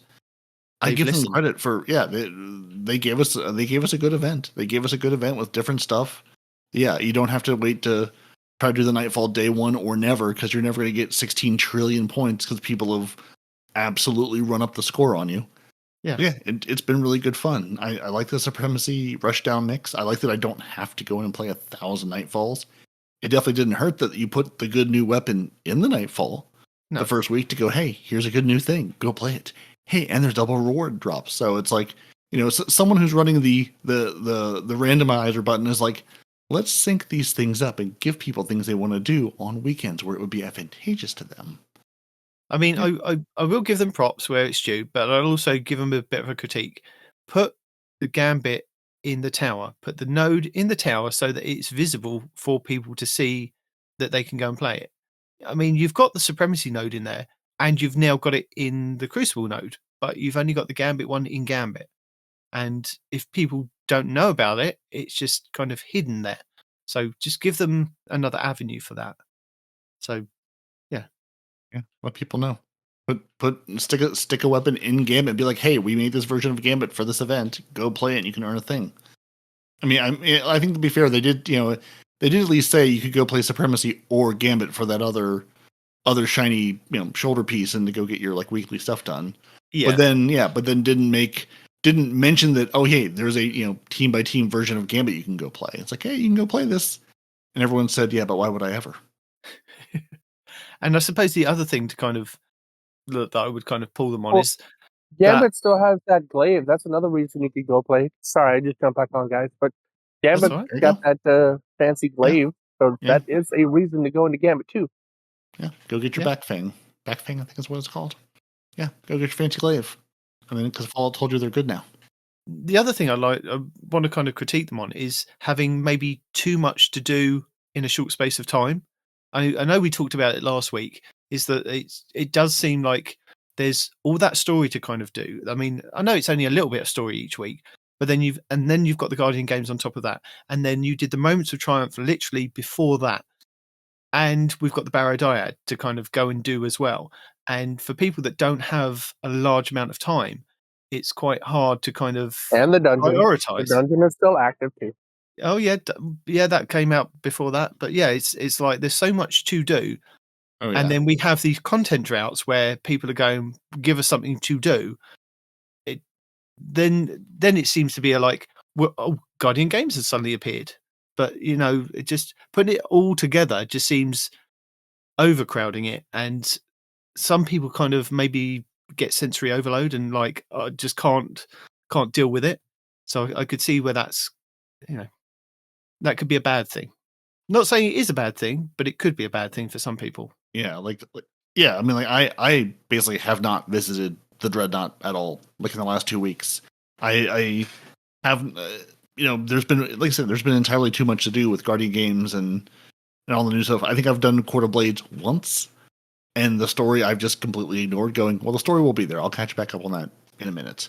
Yeah, it feels like 17 new things came out in these last, they were like, we have this 3-week episode, we're going to throw everything into it. You couldn't have spaced this out just a little bit? Couldn't have given at least a week-on-week update for things? But hey, I mean, it's all there to go play. So that's why I've been doing Guardian Games, going, that's the most limited time of the things. Everything else, it'll be around. I can catch up on that. But yeah, it's the calendar. Yeah, just space things out a little bit, because I have not had a lot of time to play, and it would be nice to really be able to properly engage with a lot of this stuff. But here we are. Yeah. Guardian Games Rushdown Roulette, that's still going on.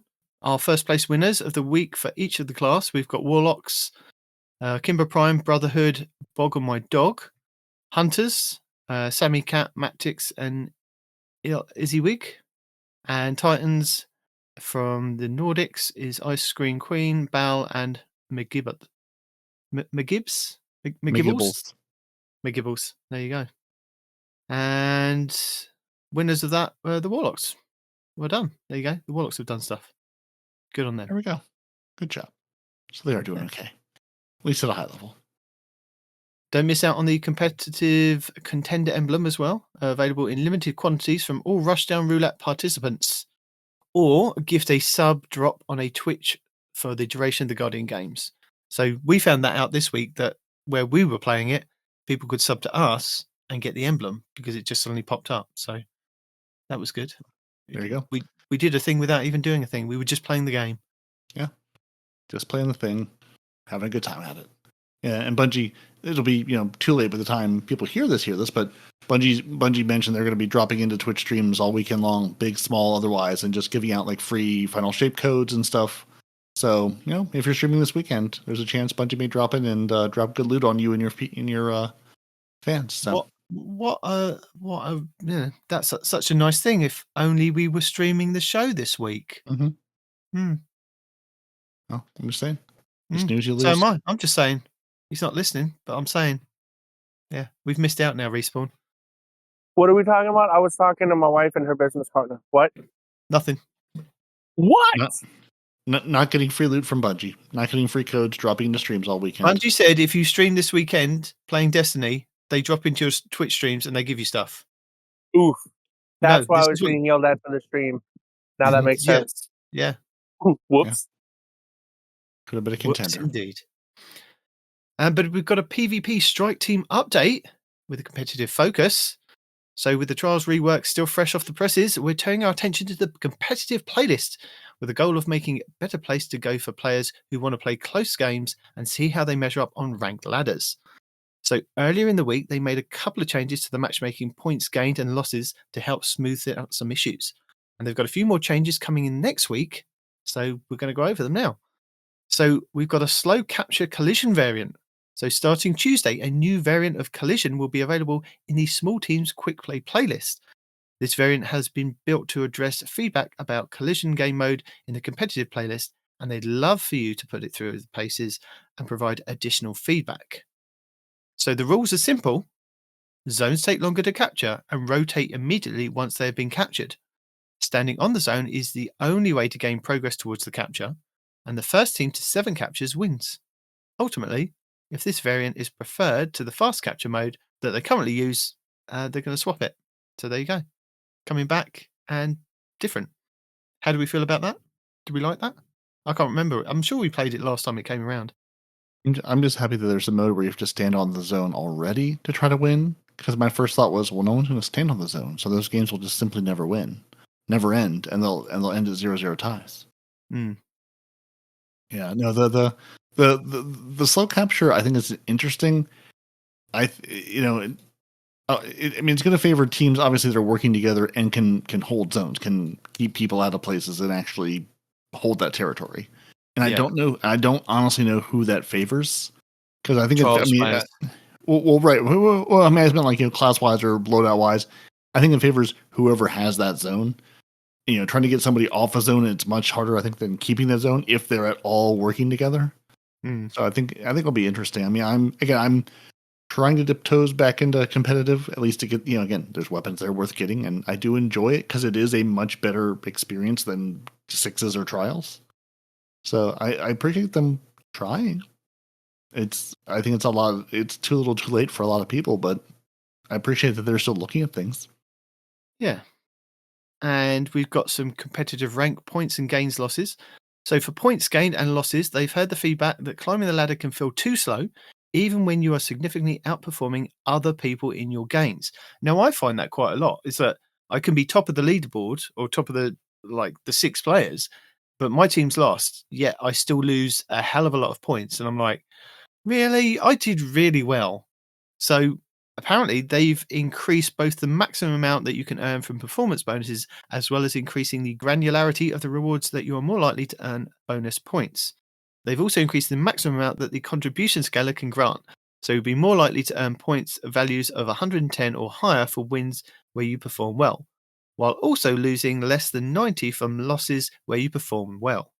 So they've increased the granularity of the performance bonus portion of the rank rewards, and this will allow the performance bonus to grant additional positive points more often.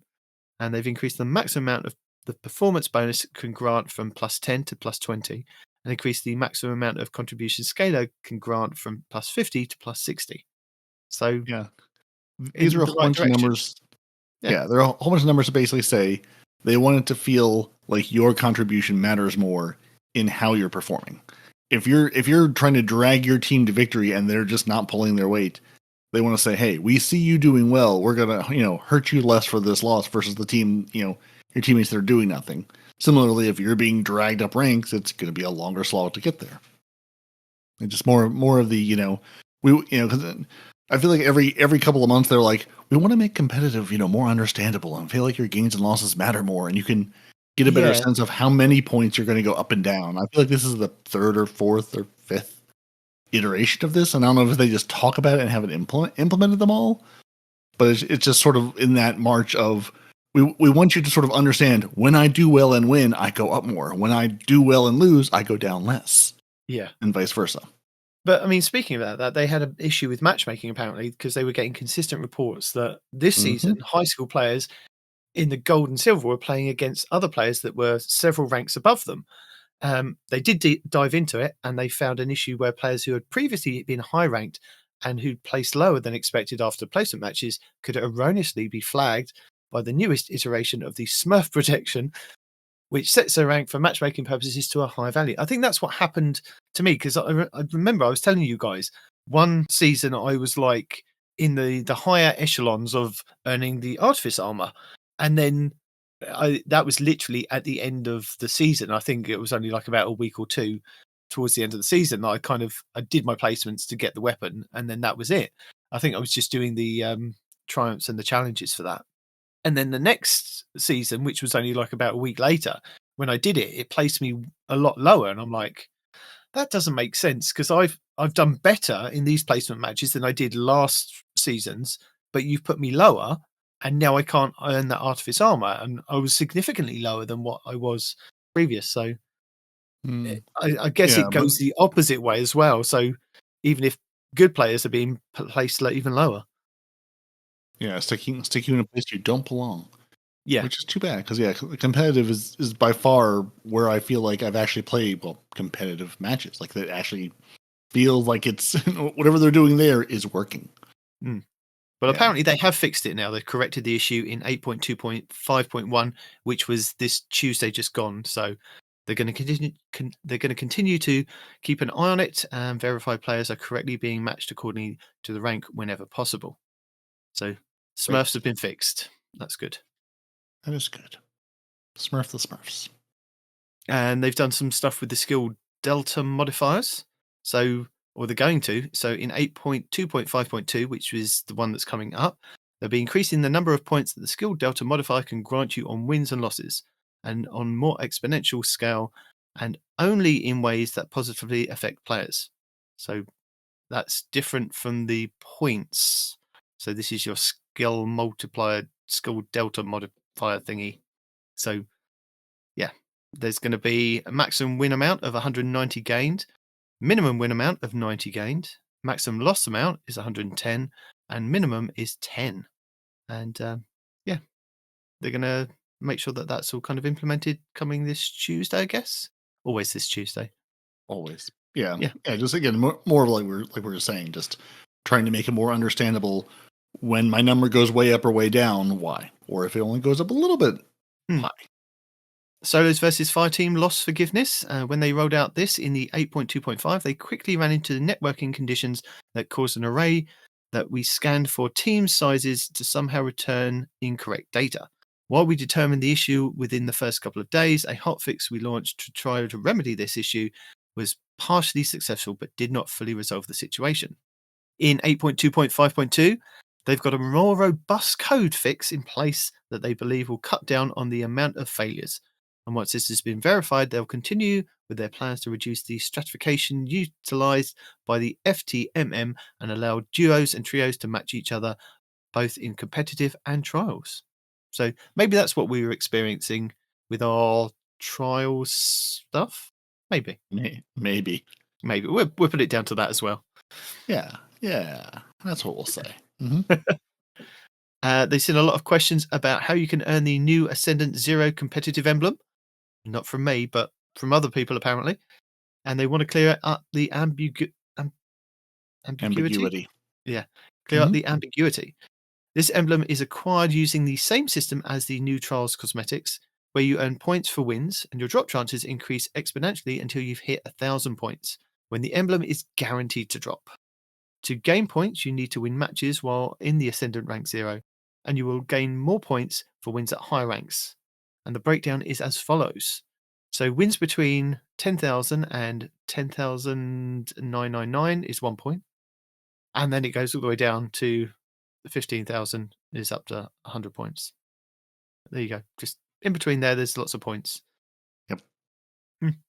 And if you aren't able to earn it this season, don't worry. The emblem is meant to be more of a long-term chase for players who aren't able to get it to max rank and will still be earnable in Frontiers, though you will have to fight your way back to Ascendant 0.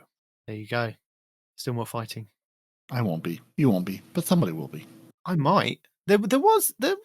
Ooh. No. Yeah, you probably stand a chance. I don't think I stand a chance. I think my skill ceiling caps out before there. Look, I was always told practice makes perfect. If we keep practicing... No. I'm still going to get beaten by hunters beating me. If you play 40 hours a week, there's a chance. So there's an Eververse bug, apparently, that they've cleaned up. Ooh.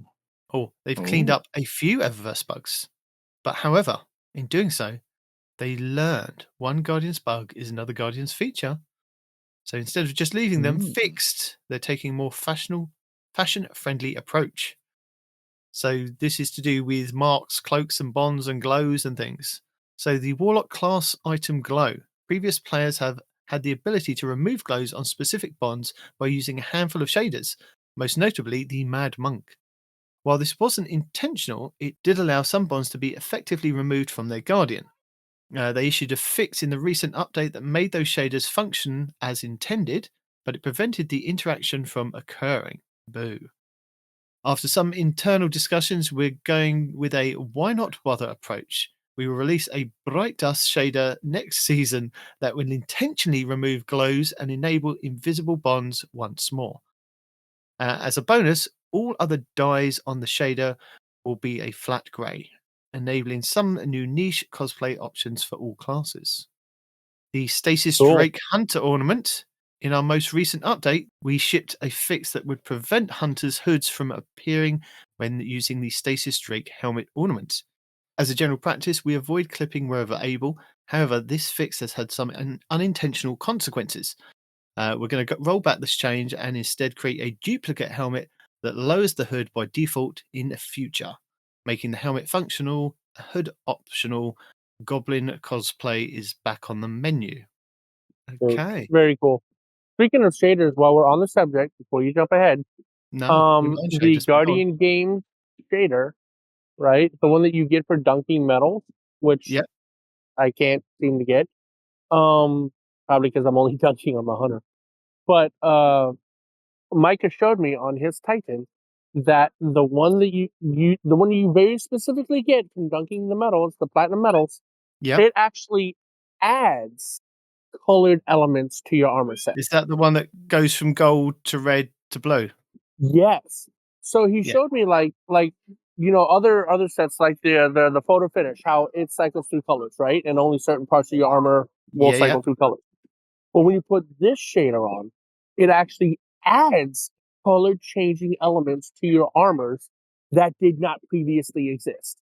Yep. So we talked about it last week. Did you? Yes, Damn. you were here. Okay. We the royal we talked about it. Yeah, But yeah, okay. Well, but talking it's about nice it, to know and that actually it's confirmed that it is the seeing one it, on the yeah, but actually seeing it in play, like it's crazy because it's not like just a little piece or whatever. No, like the entire, like his shoulders had like no color change whatsoever. Like his exotic shoulders, he was wearing an exotic shoulder, and the photo finish did nothing as far as the color change came to his exotic shoulders. And when he put this shader on that I don't know the name of, it actually began cycling his entire exotic shoulders through the color cycle. So, I mean, it's very drastic, and I was like, that is really cool that they did that. It's almost like an exotic shader, you know, because it does something that no other shader do. It adds elements to an armor set that did not exist previously. That's really cool, and I wish I could get it. You can get it. I think you have to. It's platinum medal. Well, it's not platinum medals, but it's dunk enough medals to hit the platinum rank. I don't know what that means, but I've been dunking medals all week. I've had that stupid exotic cloak on my hunter, and I've been dunking all the time. You know, Yeah, like I no, said, that's I've fine. only gotten a couple of weapons out of it, and I still don't have any shader, so I don't know what that limit is. Have you done bronze, silver, and gold? I don't even know how to do that. How do you Well, check? if you go to your Guardian Games event challenge card, just not the premium one, just the normal one, and Yeah. just click on those ones, it will tell you what you need to do. I have literally nothing. They all have the lock symbol for me, except the one for the Are trace you rifle, wearing which the has zero class item? progress. I am. That's how Are I'm you getting the medal. I know. sure? You know what he's done? I don't. He hasn't He's done. broken his game. He hasn't done the quest because that happened to me. If they're all locked, you have to follow the quest. Follow the quest first. So go in your quest tabs and follow what Eva tells you to do. And then once you've done that, it unlocks that book. Now, Guardian Games has a quest line that's yes, It's literally go do one thing. I Is think it? I literally played Okay. like a game or two of Supremacy and it was done. Okay. Yeah, you have to talk to the old lady and then do the thing she tells you to do, like every event we've had since the beginning of time.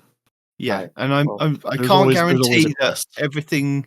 I can't guarantee that all of those things will be retroactive. They could be, retroactive, yeah, hopefully. probably not. Nope. But yeah, go and check that you've done the quest because that happened to me the first week, and I was like, well, I've gone and played Supremacy, I've gone and done this, but it was like, oh, I also need to do this, okay, and then it was I then go and see. talk to Shax and go and talk to Zavala, and then go back to her, and then she was like, oh, now you can go and do this stuff, and it's all unlocked. It's like, really? I think maybe you have to do Rushdown warm up. I think that was the thing that I needed to do. Yeah, You I can't think jump I think you it basically can't jump says to Rushdown. You have to do the warm up.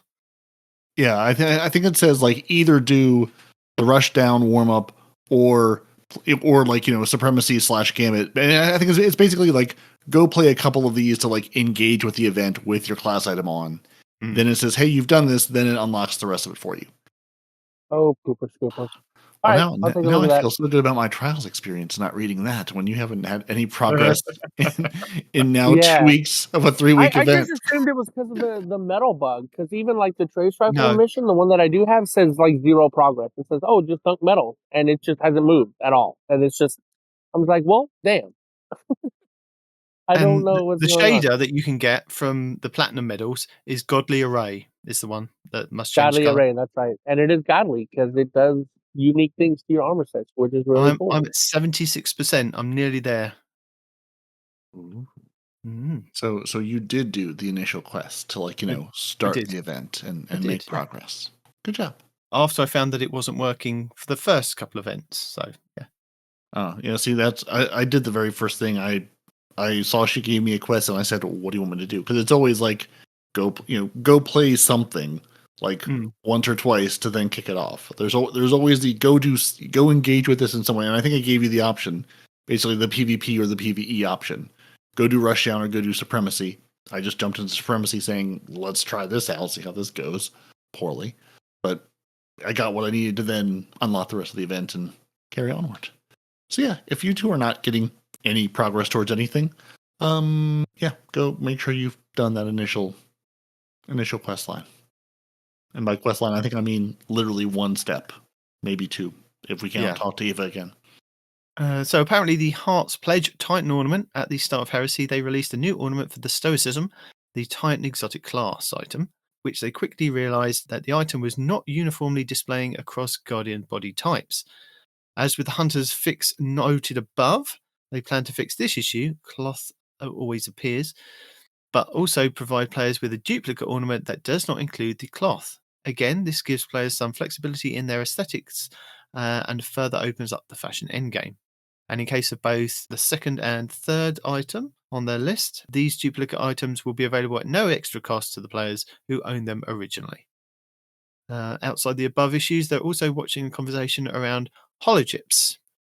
Yes, they've been loving the videos and the fashion posts and shared by players that they're excited to continue expanding on this feature. There's a delicate balance to be had, but they want to ensure that these items don't clutter up some combat space. Yes, they are.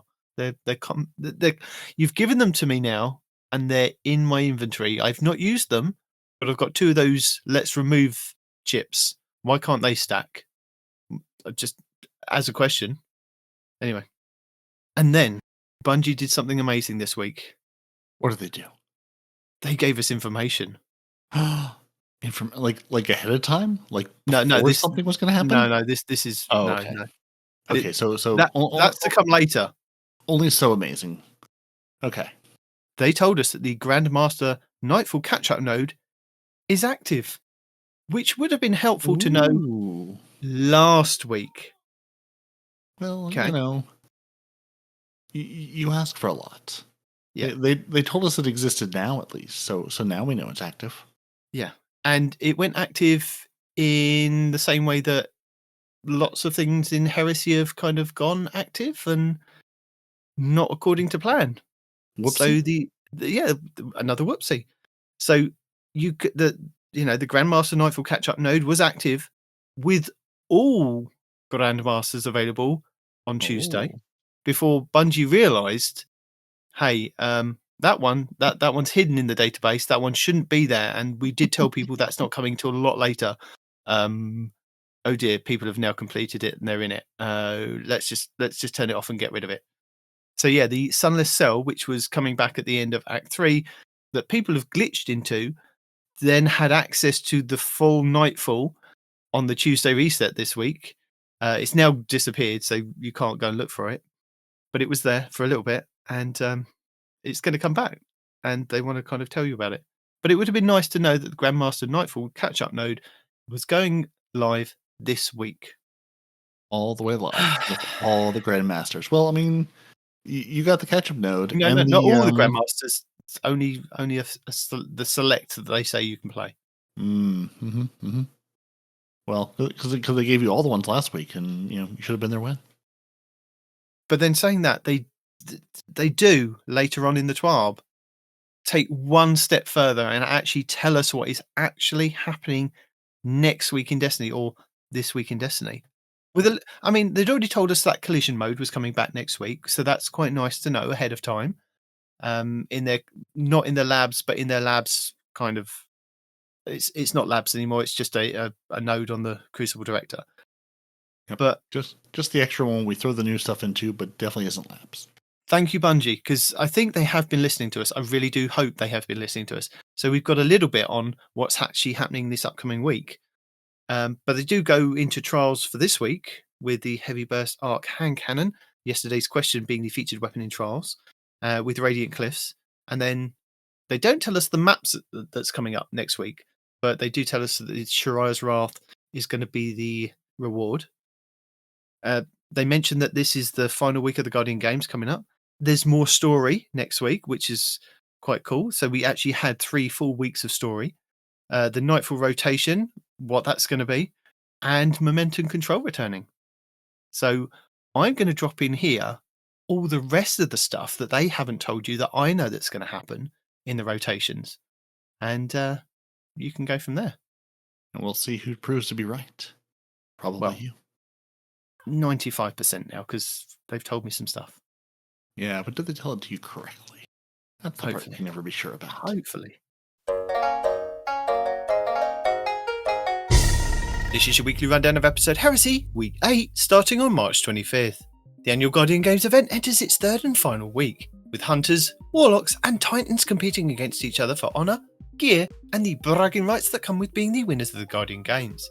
You have one more week to choose between Guardian Games Supremacy, Guardian Games Class vs Class Gambit, or the new boss rush mode called Rushdown, where Guardians battle a series of bosses taken from Destiny 2's campaigns, seasonal story missions and exotic missions. Last year introduced Skimmers as a brand new exotic vehicle category for Destiny 2. You have only one more week to grab the All-Star Vector Skimmer from this year's event. Just pick it up from Eva Levante after completing the onboard mission quest. And if you want to keep it permanently after the event finishes, complete the drop-in quest and the All-Star Vector will be yours to keep forever. Don't forget that to take part in the Guardian Games you'll need to visit Eva Levante at the tower, where she will gift you a class item which is needed for the competition as well as the quest. Wearing your class item is how you earn medallions and unlock quest progression, as well as the challenges from the event card. At the end of the event, the class that wins the most days will be crowned the winner, and their class item will change to gold until the next event, to remind everybody of their victory. You also have one more week to grab any of the previous armor ornament sets, or the new set based on Gladiators for 2025 from the Eververse store. This year's Guardian Games concludes on April 1st, 2025. This is also the final week of Act 2 of Episode Heresy, but not the final week to play the new activity, the Court of Blades. Set within the Dreadnought's Hold of Souls area, players are transported to different arenas across the system, from Io to Europa and on board a Hive warship. The Court of Blades comes with new augments available for each run, which provide challenges for players to overcome in many different ways. These augments will stack the more that the Guardians play the activity, which can be different combinations for every run, and the difficulty will start to escalate after every 2 challenges. In addition, there will be a random set of armaments that will rotate on a daily basis, which players will be able to purchase and combine between phases, allowing them to combat those augmented challenges. The Court of Blades is available in normal and expert versions, with the adept versions of the Act 2 weapons only dropping in the expert version. Last week saw the Grandmaster Nightfall node become available, giving Guardians the opportunity to start to complete their conquest seal for this episode. Also, with this node becoming available, this will also give Guardians the chance to jump ahead and complete some of Act 3's Nightfalls. These being the Scarlet Keep on the Moon week 9, April 1st, Insight Terminus on Nessus week 13, April 29th, and the Warden of Nothing on the Dreaming City week 14, May 6th. The reprised Destiny 1 Dreadnought Strike the Sunless Cell is being held back because of story, for week 15, May 13th, 2025. Or conversely, you'll be able to complete Act 1's Grandmasters which are now not available. Hypernet Current on Europa, Hive Battlegrounds Mars, and the Sark's Battlegrounds Cosmodrome. Act 1 of Episode Heresy brought with it the new 3-player activity, the Nether.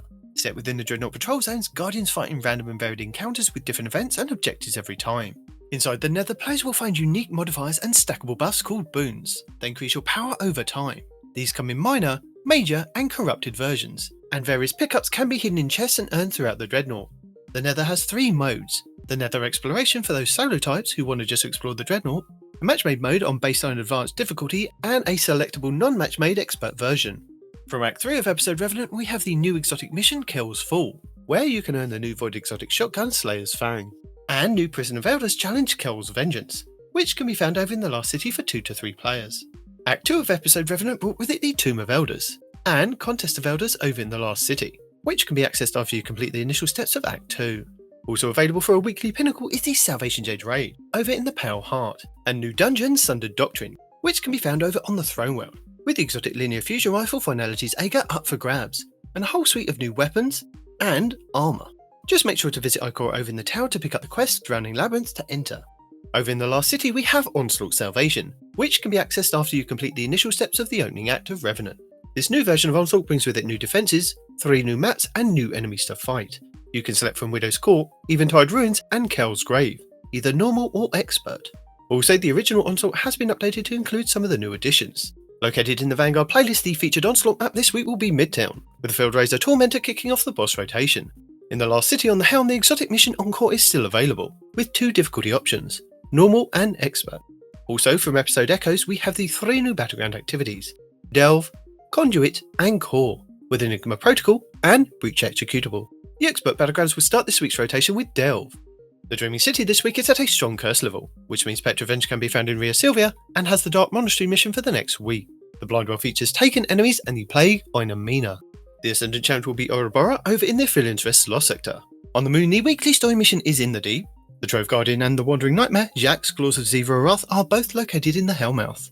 Nightmare hunts Crota, Despair, Fogoth, Fear, and Ghoul, Rage. The Altars of Sorrow will start this week's rotation with the Nightmare of Fogoth and the Blasphemer Shotgun. On Europa this week, Praxisi Technocrat will be the Empire Hunt, Cadmus Ridge will be the Eclipse Zone, and the Exo Challenge will be Safeguard. Days of Eternity Expert difficulty rounds are Hive, Fallen, and Valister Arc. The Scatterhorn armor set and the Wild Hunt armor set will be available in Days of Eternity with Weapon Set 1. Arsenic Bite 4B, Blasper 2, Corsair's Wrath, Deafening Whisper, Dire Promise, Enigma's Draw, Escape Velocity, Giant 7 Rifle, Friction Fire, Royal Chase, True Prophecy, and Timeline's Vertex. The Witch Queen Weekly Story mission is The Ritual, Altar of Reflections Catalyst, and Altar of Reflections Pact. The Wellspring activity will start the week on Defense, with Void Sniper, Father Sin, and Zurich Scorn Raider as the boss. The Lightfall Weekly mission is No Time Left, the Partition mission will be Hard Reset, and the Vex Incursion will be Liming Harbour. In the Pale Heart, the exotic mission Dual Destiny is still available for teams of 2 Guardians, where you can farm the mission to earn as many new prismatic exotic class items as you like. The Final Shakes Cooperative Focus Campaign mission this week will be Ascent. The 12 Guardian Matchmade Excision mission is also available next to the race for a weekly pinnacle, with the Grandmaster version granting the Ergo Sum Catalyst and an Ascendant Shard. The Salvation Edge Raid Challenge this week is the 5th encounter, Zenith, called Coordinated Efforts. The Root of Nightmares Raid Challenge this week is the 1st encounter, Cataclysm, called Illuminated Torment. The Kingsfall Raid Challenge this week is the 2nd encounter, War Priest, called Devious Thievery. The Vow the Disciple Challenge this week is the 2nd encounter, The Caretaker, called Base Information. The Deepstone Crypt Challenge this week is the 3rd encounter, Tanix Part 1, called Of All Trades.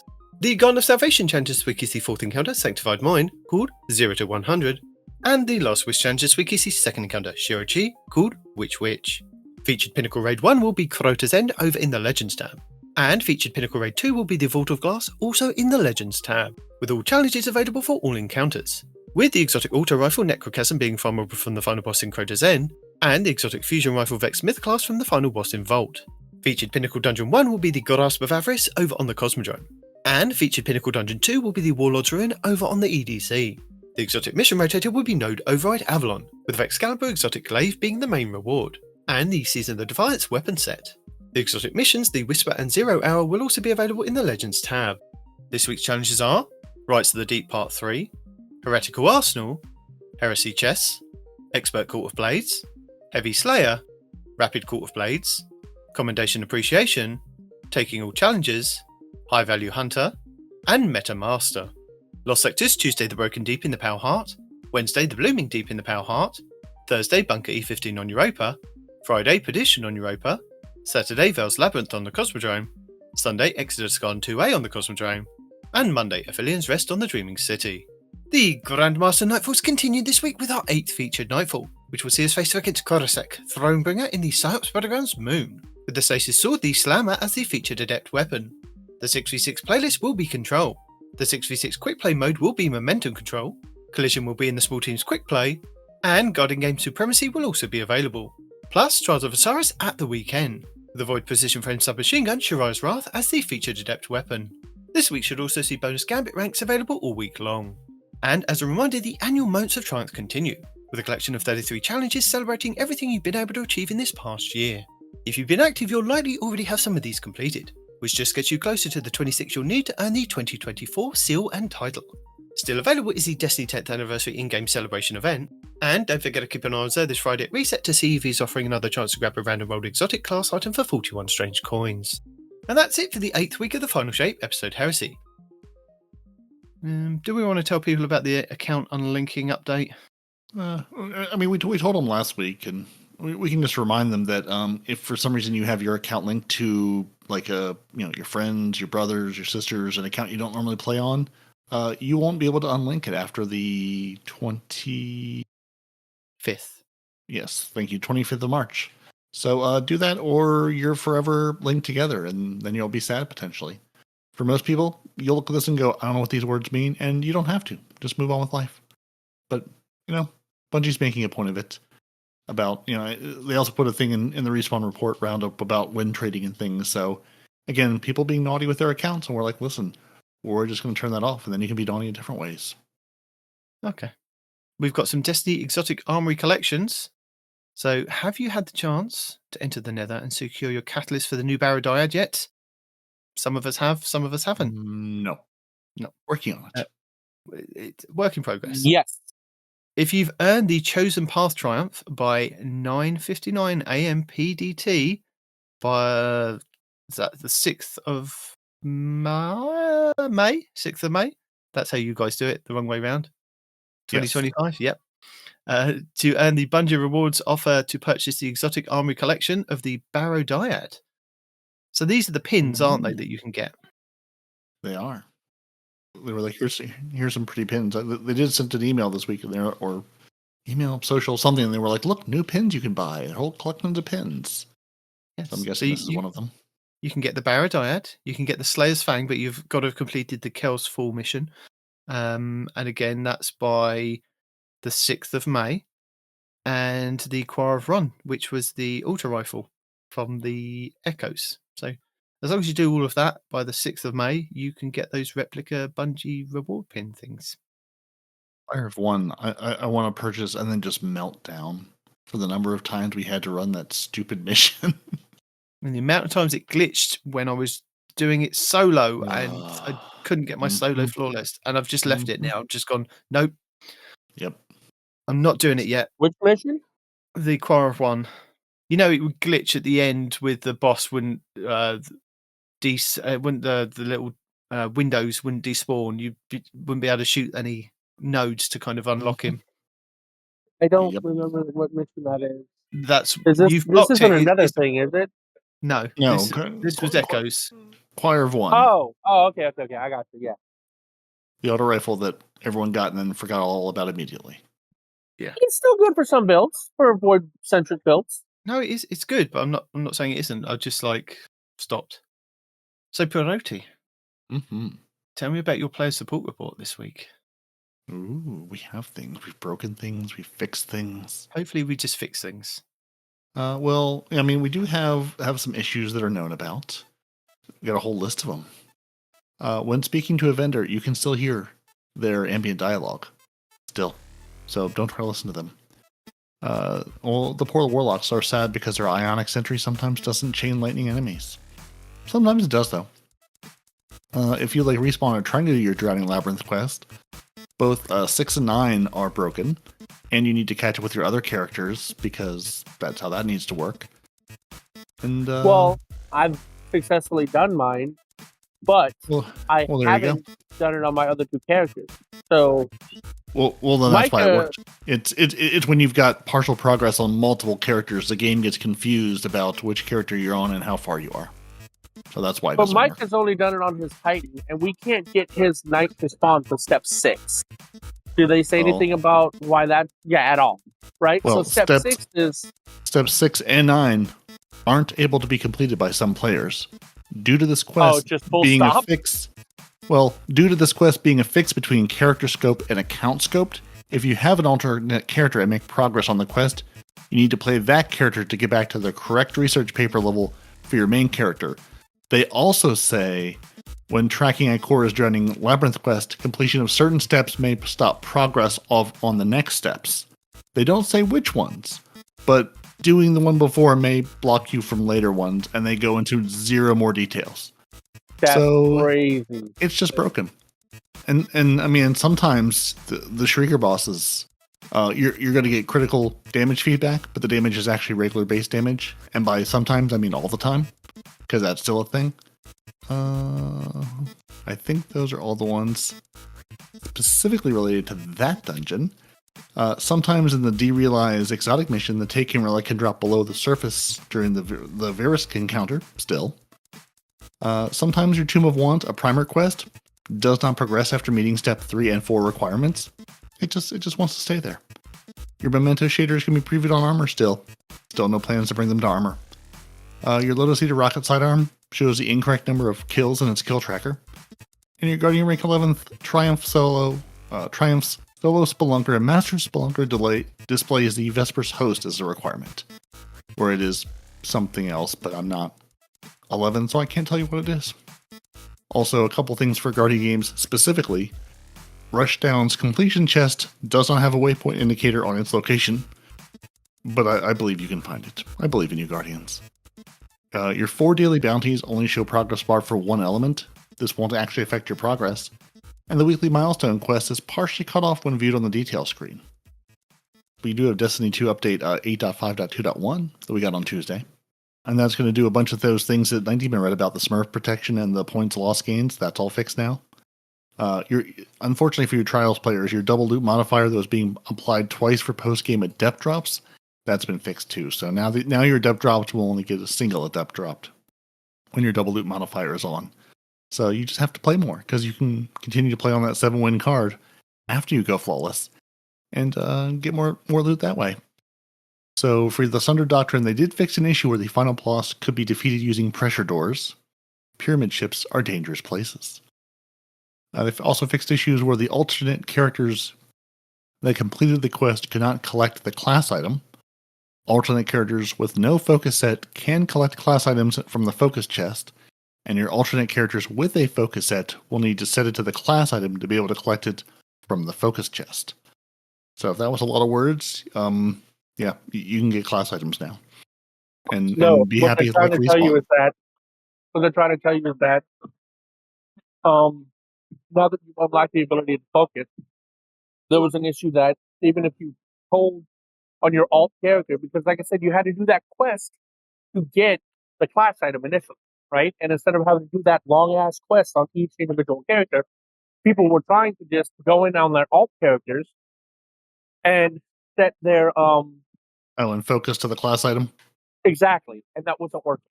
So it sounds like they fixed it. Yeah. So now it sounds like you should be able to, and they give you directions on if you have a focus set or not focus set, how to do that. But yeah, so that should be fixed now. Episode Heresy in the Court of Blades, they fixed the issue where the Ritual of Greed armament pickups could be acquired by another player who had also purchased the armament. Those are things I barely understand. But yeah, they fixed that. They've updated the Temptations hook to match damage profiles of the other modern caster frame swords. So it'll work like other caster frames. Your exotic Slayer's Fang fixed an issue where the Slayer's Fang would stun overload champions, but did not stop their constant health regeneration, so that's viable to actually overload the champions. And the Barrow-Dyad, they fixed the issue where the Barrow-Dyad couldn't be crafted if the player had unlocked the 4th intrinsic. So now you can craft it. Enjoy. For weapon perks, they fixed an issue with weapons with the Subjugation Origin trait would not exhaust bosses, mini-bosses, or champions. So now they exhaust all 3. Fixed the issue where the explosive payload damage was not being scaled correctly by some perks like Magnificent Howl or the Master of Arms. And fixed an issue where the Legacy Intrinsic Frame Precision Angle Threshold was higher on mouse and keyboard than controller. So yeah, that's different. Radiant Dance Machines, they set up the custom tuning for the Tommy's Matchbook, the Last Word, and the Dead Man's Tale, so they do not get any range increase from the Radiant Dance Machines, but still receive some of the accuracy bonuses. And an issue where the Precision Angle Threshold when using the Radiant Dance Machines was higher on mouse and keyboard than controller. Tommy's Matchbook, that was a thing we saw a lot last week too. Yeah. Also, a couple more issues. Fixed issue where the player could spawn infinite orbs with no cooldown after using a relic. If you've seen some of those videos, it was a lot of orbs. Fixed an issue where the piercing sidearm perk granted by the Tablet of Ruin was not piercing some types of shields.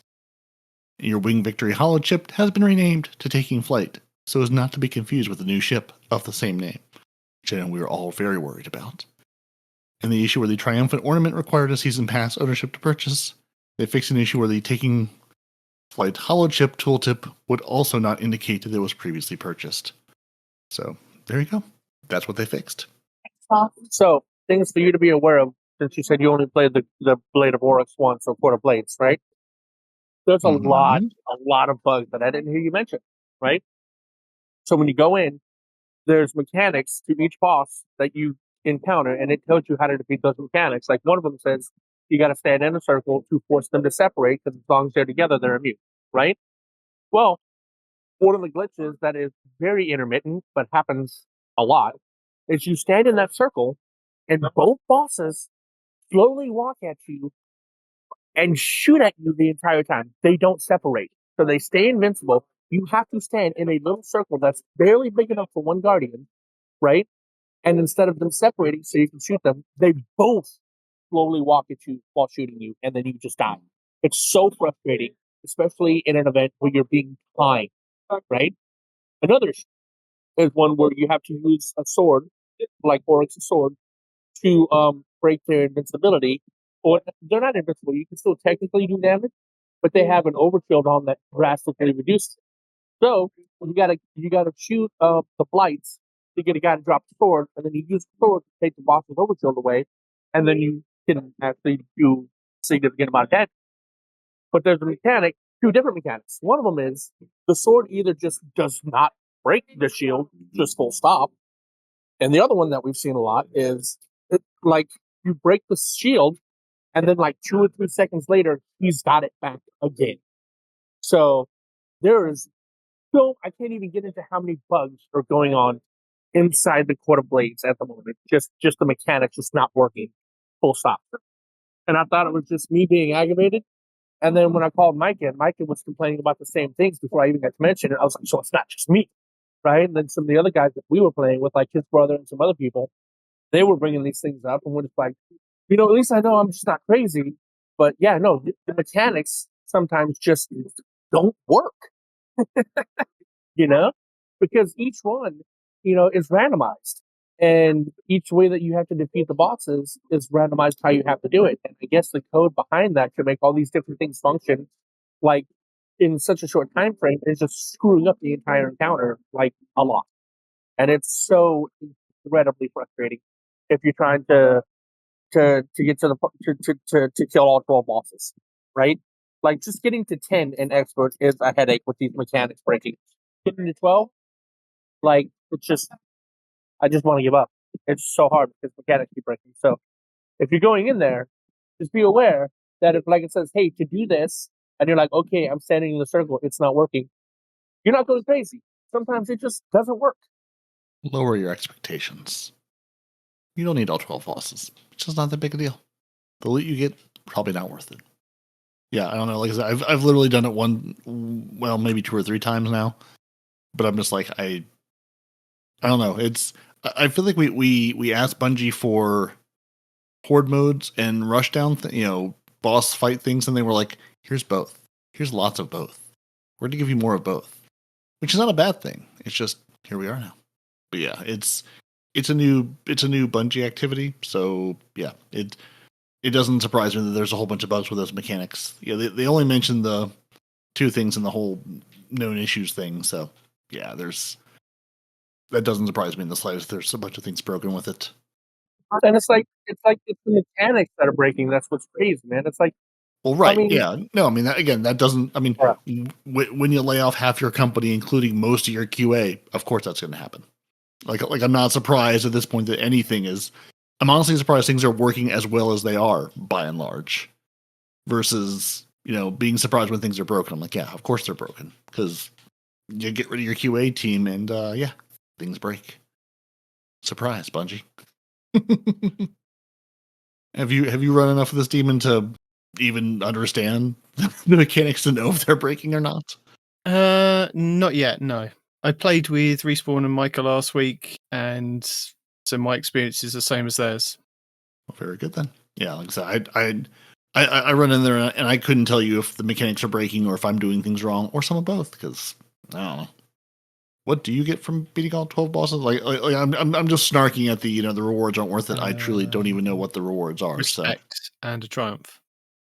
Ah, there we go. Yeah, no, I mean it's frustrating that it's that broken, and it goes away in a week. No. No, sorry, I was conflating that with Rushdown. Right. Yeah. So broken, but hopefully again, you release 2 things that feel very similar. Go in here and do these different boss encounters. Some of them have little rooms around them. Some of them don't. Yeah, so at least they've got time to fix that one, and maybe they will. Maybe. One can hope. So, we've got art and movies of the week. I did not, even though you told me I should, I did not actually remember to submit my what happened to my confused trials video of going. What do you mean I don't have it? I did post in the Patreon chat so they could enjoy it and laugh at my misfortune.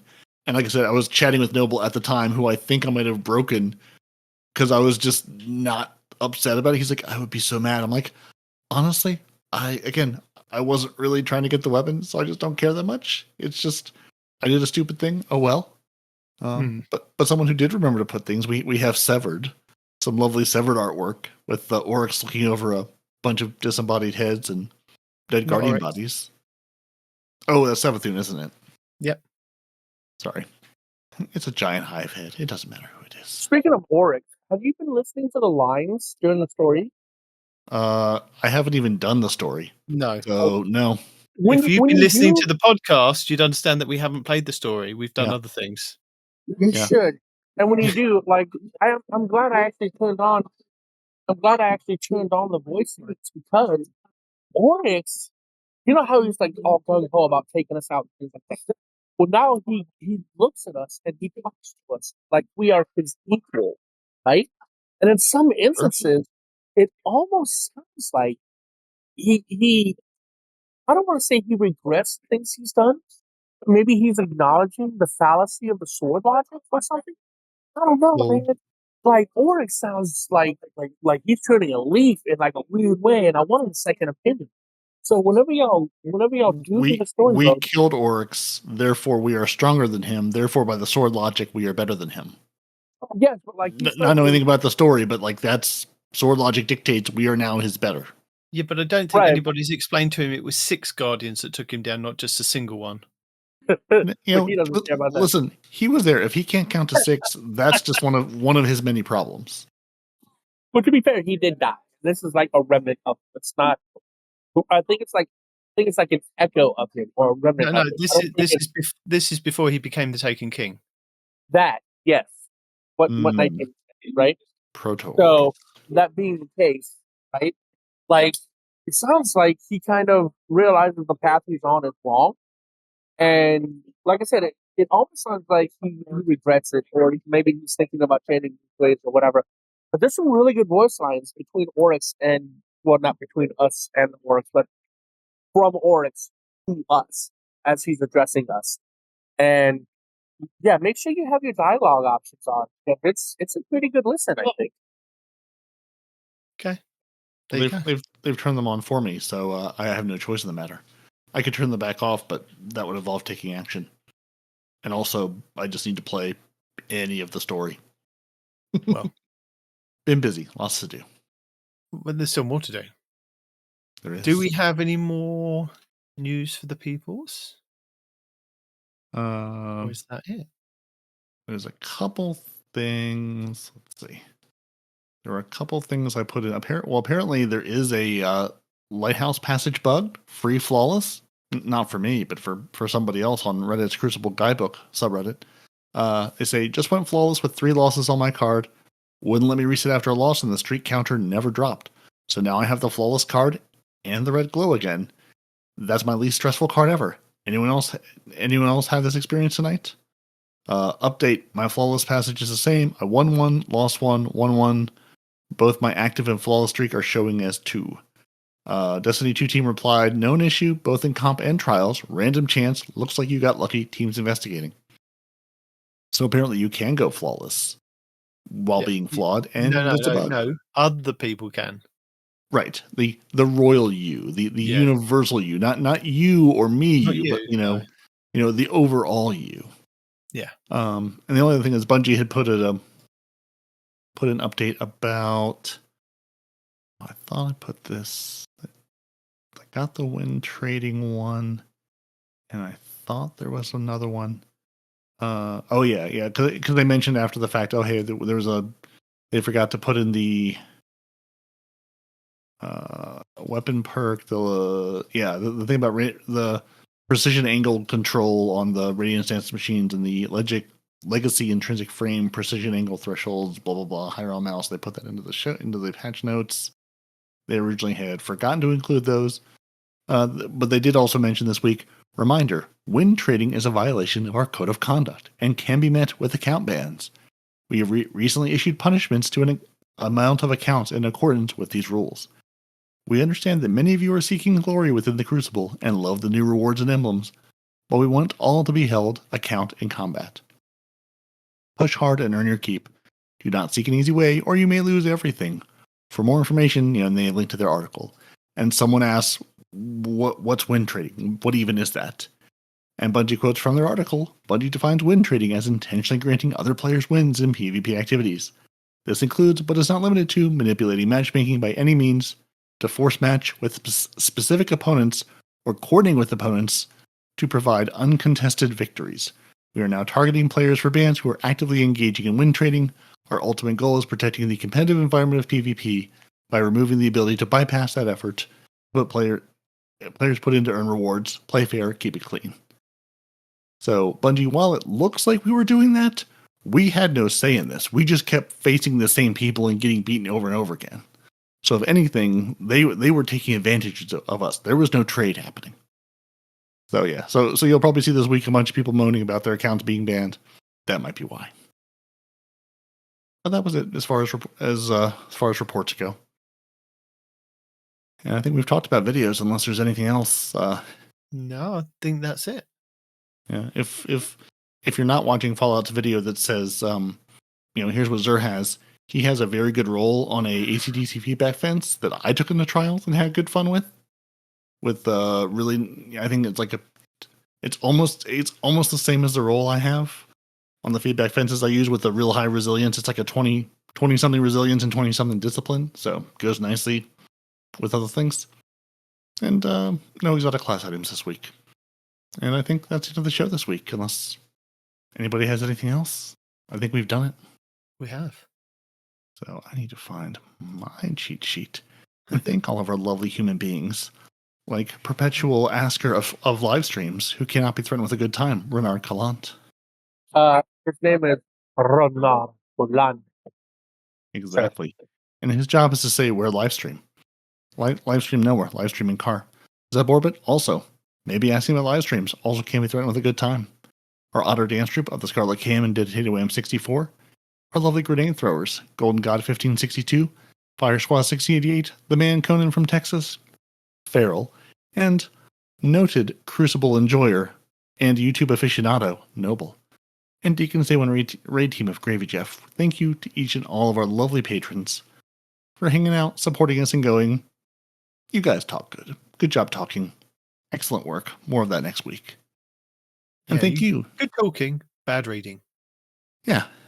Listen, we're not here to read. We are not professional streamers, nor YouTubers, nor readers, nor trials players. We're just here doing our best. What are you talking about? No, not exclusively to read. Sometimes it's talking. Sometimes it's talking words that aren't on a screen in front of us. Sometimes they just come from the ether. Out of the air. But these aren't those words. These words are on the screen in front of me, and they say, thank you for joining us. Your Titans are Peroty and Night Demon. Your Hunter is no one responds in real life. We have no warlocks. We are on YouTube. That's where you should go. Find all the videos, all the lovely things, all the streams. Email the show, twotitansandahunter@hotmail.com. You can find this show wherever you get your podcasts. All the lovely show notes right there included. If for some reason your podcast player does not have the show notes, you silly, silly human, twotitansandahunter.com. Have all the show notes, all the shows, everything is there. Follow us on YouTube for every new episode, weekly update video, all the live streams. If you want to follow us on our lovely Patreon, patreon.com/TTAH, you can be part of the Otter Dance Troupe, threaten us with a good time, ask where the streams are every single week. Respawn really enjoys that. If you're looking for more casual encounter, coffee.com/twotitansandahunter. And if you want to, every quarter or so when we go live, twitch.tv/twotitansandahunter or twitch.tv/no-one-responds in real life. When you want to see what is that man up to? Is he hunting monsters? Is he playing trials? Is he screaming about Guardians? Who really knows? Go there, find out. And until the next week, when we'll find out different things and talk about different things. Say goodbye, Guardians. Ta-ra. Deuces. Oh, that's it. He's gone, is he? Oh, was that him? Not. We should have done that sooner. We should have just gone, we're finishing the show. Bye. Yeah. And then he would have gone. I just thought you were super quick on the bots this week. I didn't realize it was him leaving.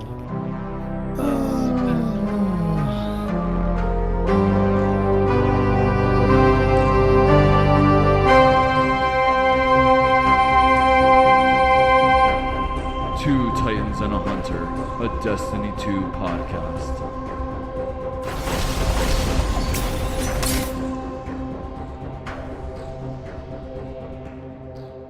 They've also increased the maximum amount that can be contributed, that the contributor that the contributor. No, you say first. I will no longer accept any critique from you on reading of anything. It's a long word, and it's contribution. Contribution scalar. Contribution. There you go. I don't know where you're getting all these extra syllables from, I know. but they simply aren't there. You all invented this language. Why are you trying to add extra letters to it? I don't know. Contribution scalar. Okay.